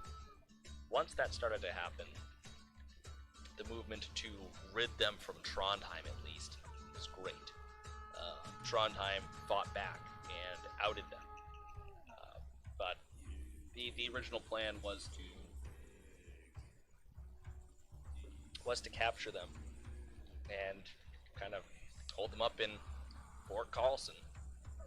But fortunately, they were able to escape with a good amount of supplies. Not all, a ton of supplies, but a good amount of supplies militarily, and evacuated to the French side. The French were a bit more receptive.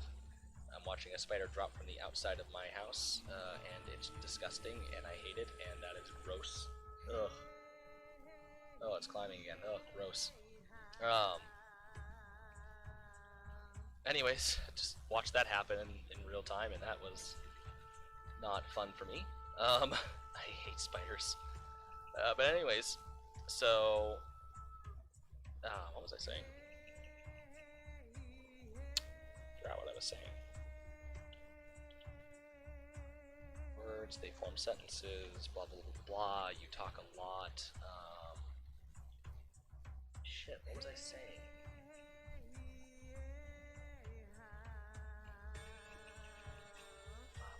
Blah blah blah, something, yada yada yada. Oh yeah, so the German occupiers escaped and fled persecution from the Norwegians and their revolutionists, more or less, if you want to call them that, from Norway. So it kind of created a bit of an issue because now they're still at large and they're still out there. Albeit on a different side of the island, but still out there nonetheless.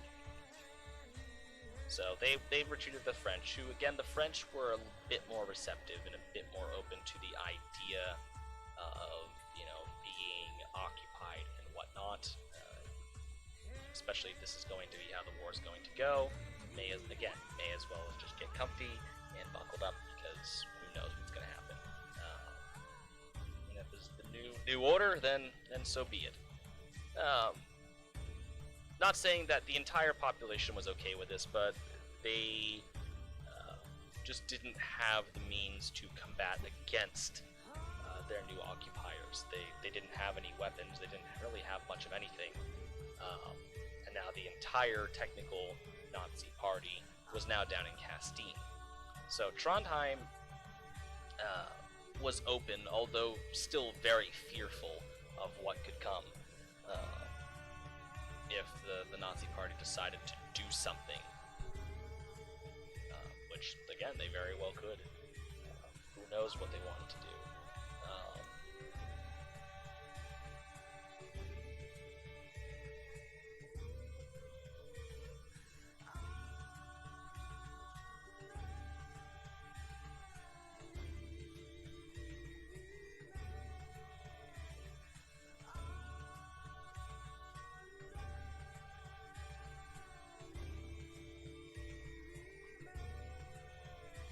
Just looking at this real quick, just trying to figure out what I'm doing.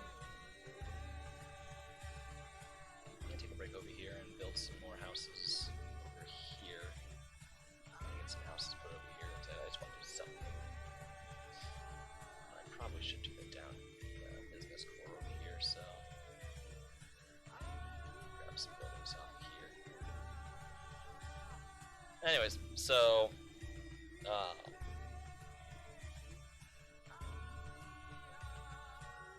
So as time has pushed on, they don't have any real way of fighting back. So Trondheim was still very inaccessible. Too many at this point, 'cause it's winter time, it's cold, there's no real way of getting in. So any plan to go into Trondheim was canceled at this point, or at least put off. But the big issue is how to deal with the potential issues that the Allies were facing without causing any damage. How do we get in, get out, not get bogged down here? How many people do they actually have? Will we be received as liberators? How will the population receive us? How do we go about this? Because again, even though the Nazi party was no longer in Trondheim, there was still an issue of, ideologies, socialism, communism, all these different talks, liberation, decolonization, all these different talks really flared up and created a bit of political unrest and kind of infighting amongst people.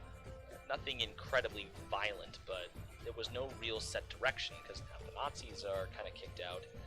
What do we do here? this was pushing into 1942 at this point, and there was no real clear direction of what do we do. But by 42, now that the Americans are involved in the earlier, or the latter half, or the latter last month of 41, pushing into 42, now that the Americans are involved, the British really pushed for, hey, let's solve the Kaldvann issue now, before anyone else gets an idea. So they did. So in March of 42, the Americans set forth to put a light invasion into Kaldvann. A Canadian and American force with light British attachments would make its way into Kaldvann to just secure the island. Because at this point, also, Kaldvann serves as a strategical point as well, further up the North Atlantic, for boats to stop in if need be, maybe on the way back. It would serve as a port to ally advantage to stage supplies in if need be, which would also prove quite useful during the plannings and for D-Day. This would prove quite useful for that operation, as Kaldvann would just kind of serve as a meeting point and a point for the supplies and the troops to kind of converge upon and just get staged before they continue on into their journey into Europe. So Kaldvann kind of sat in a strategic location the Americans wanted to capitalize on. It wasn't theirs, but, figuring, hey, if we're going to go take this, we may as well use it to our advantage, and use it they would. So I know I have it set that sometime in March the operation was set forth, but in early March of 1942, the Americans launched a very light invasion of Kaldvann. Invasion's really the wrong word to use, because they basically walked in. There was no resistance in Trondheim. There was really no resistance at all to any of the forces. They were welcomed quite appropriately. The boats were able to sail in, troops were able to dock, make landings, kind of walk ashore, and the message of there's no hostilities here. And that was kind of that. Eventually it was the plan that there would be troops, not a large amount, but there would be troops dropped in on the island as well. There'd be paratroopers. That didn't happen. The plane landed at what was originally then the Kaldvann capital airport, which was now today the Trondheim Sentrum Lufthavn, but then it was the Kaldvann capital airport, or what have you. Where was I? Oh yeah. Over here. Oh, sorry, I'm getting tired. Yeah, so they were supposed to drop in. They didn't. They ended up just kind of walking in and landing and just kind of coming in that way. There was no need to drop in. There was no hostilities. There was no need for the element of surprise. They were welcomed. There was a little resistance, as people worried that they were going to fall under American occupation. Not an insane amount of worry, as faced with the two options, Germany or America, which one would you rather be occupied by? I think it was quite obvious to see whom was the better option, but again, a lot of these people were still worried of a new power coming into control that they wouldn't want. So that did create some discontent and a little bit of misunderstanding between the two sides, but eventually that would be solved, and no one would have to worry for long.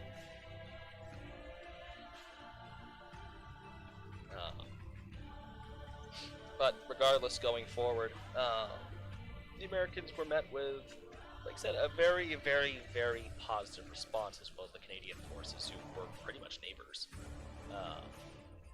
They were met with a very positive response, and thus the staging began to roll on towards Castine, which would be a little tougher because there were armed, quote-unquote, troops down there. There were, quote-unquote, tanks, albeit second-rate, third-rate at this point, too. There would be resistance, at least, down at that end. But the Americans and the Canadians, undeterred 2 days into the operation, began to move southward out of Trondheim and proceeded to their kind of first obstacle, which was the Nidsu, which at this point was not traversed by a large bridge. It was connected by a ferry and rail. A ferry and rail at this point. The original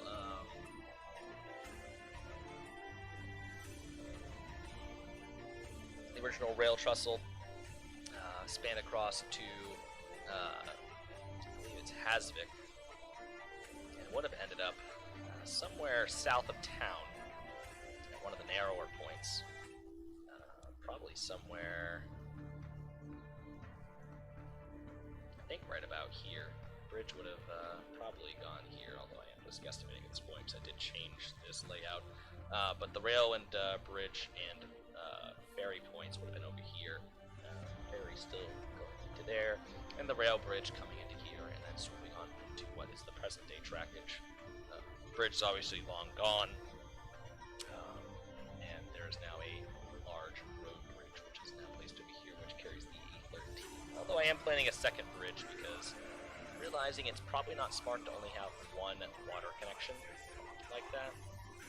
You might want multiples. But regardless,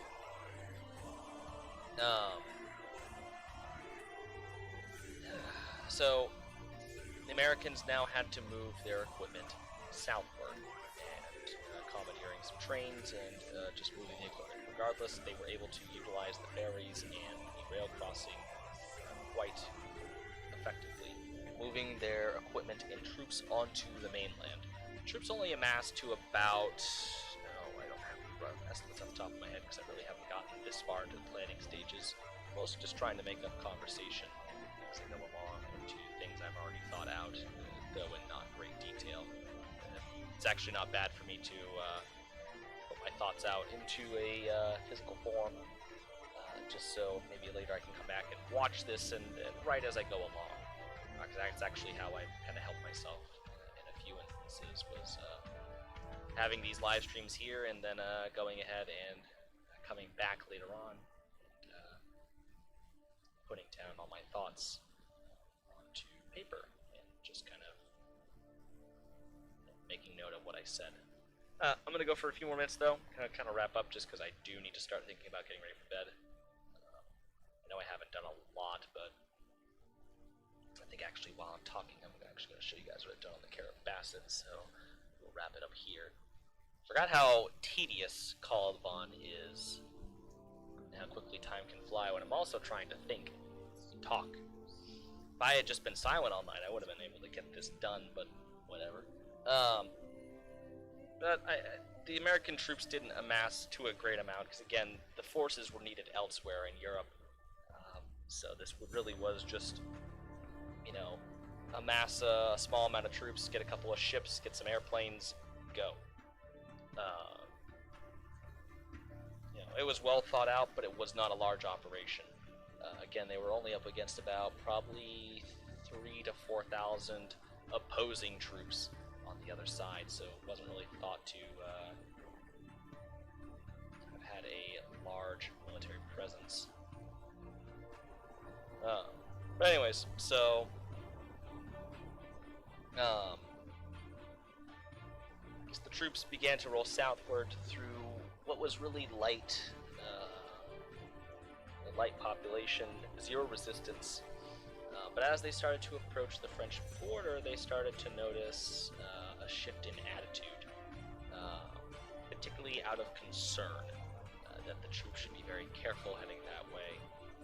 The troops really didn't run into any issues until they got to the French, border of the island between the two colonies when they noticed that, things looked pretty good over there. But that was a conflicting report because the population said that that area is very well defended, that area is very hostile, that area is dangerous, don't go over there. They roll around a corner to cross the river, which I've yet to name, the Border River, and they notice that it doesn't look hostile over there, it doesn't look heavily defended over there. There's the bridge that crossed the river, and there's no one guarding it. So they roll across the bridge. Some troops, start fanning out the sides of the roads to allow equipment to pass, and landmine. The landmine blew up, killing about 5 to 6 troops, damaging some equipment and wounding others. Maybe my guesstimations are off for that. That rate there, although they would be in close formations marching along. So, regardless, bloodshed was encountered in this first movement. Again, as you kind of reserve roadway for the equipment. The few tanks they brought along, some jeeps, what have you, other kind of equipment, some support equipment, and whatnot, as well as some howitzers. Again, I'd have to look more heavily into what would have been brought along strategically. Maybe my troop numbers are a bit inaccurate. I have yet to really properly flesh out this scenario, but this is always what I've had in my mind for the last ever. So again, sharing my thoughts with you guys as I kind of go along.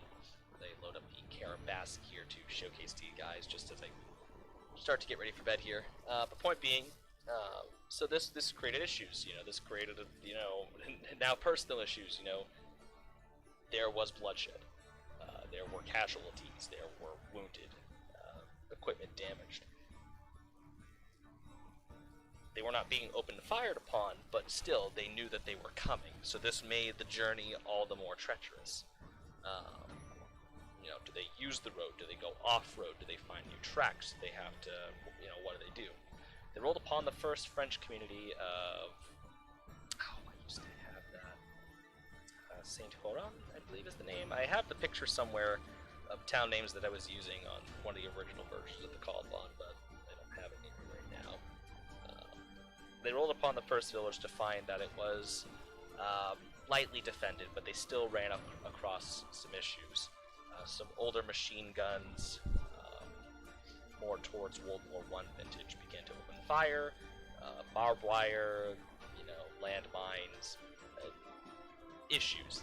The town was defended, albeit lightly, but defended nonetheless. So it really slowed down the advancement into the southern portions. But eventually, the island did get liberated. We can talk more about that in another stream. I probably won't be streaming anytime soon, but I did want to briefly just showcase here what I did on the Carabasset just before I do have to go to bed, just because I am tired. So this is the new Megantic Yard. As you can see, it is much smaller. It is not in our triangle configuration here, coming out of Meganic. It is much smaller for the needs, as this is really only a transfer yard. But Sean built this. See here, he has a small engine repair facility, which he actually detailed, which I appreciate.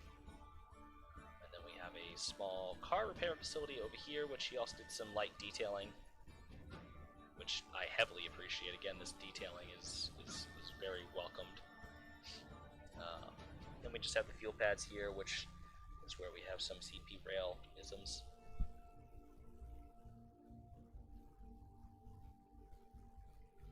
Then of course we have the outbound container train with some SD40M-2s, SD45, SD40-2, and another whatever.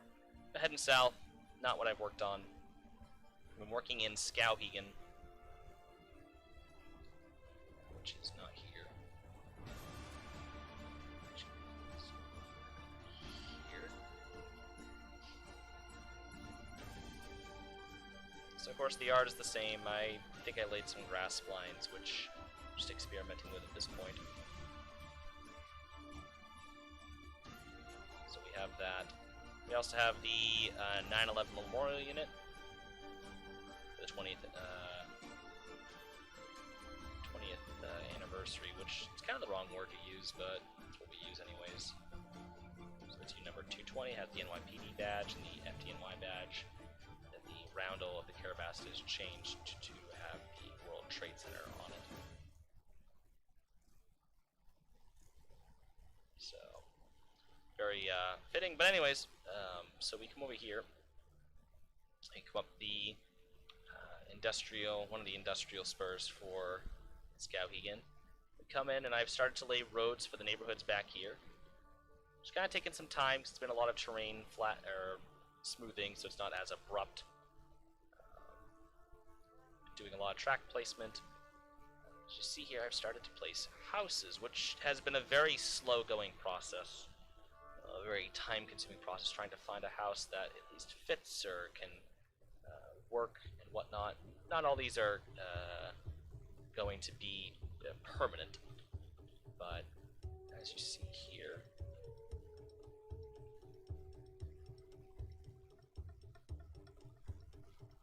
gotten some detailing done along the right-of-way, trees placed pretty close to the trackage, as well as this custom intersection. You can see what I was saying about using these asphalt splines. I mean, they don't look the best, but they do get the job done. Maybe I could have done this better, I suppose, but I'm working with what I have right now. And I'll probably learn something different later that maybe I can come in and change, but this is the first major custom intersection on the route. I'm very proud of it. I'm also proud of this.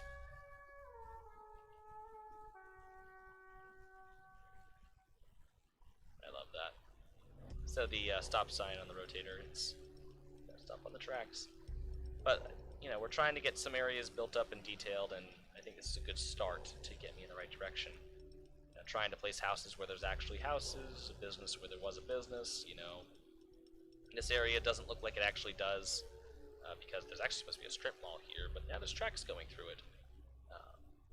Yeah, so just trying to do something.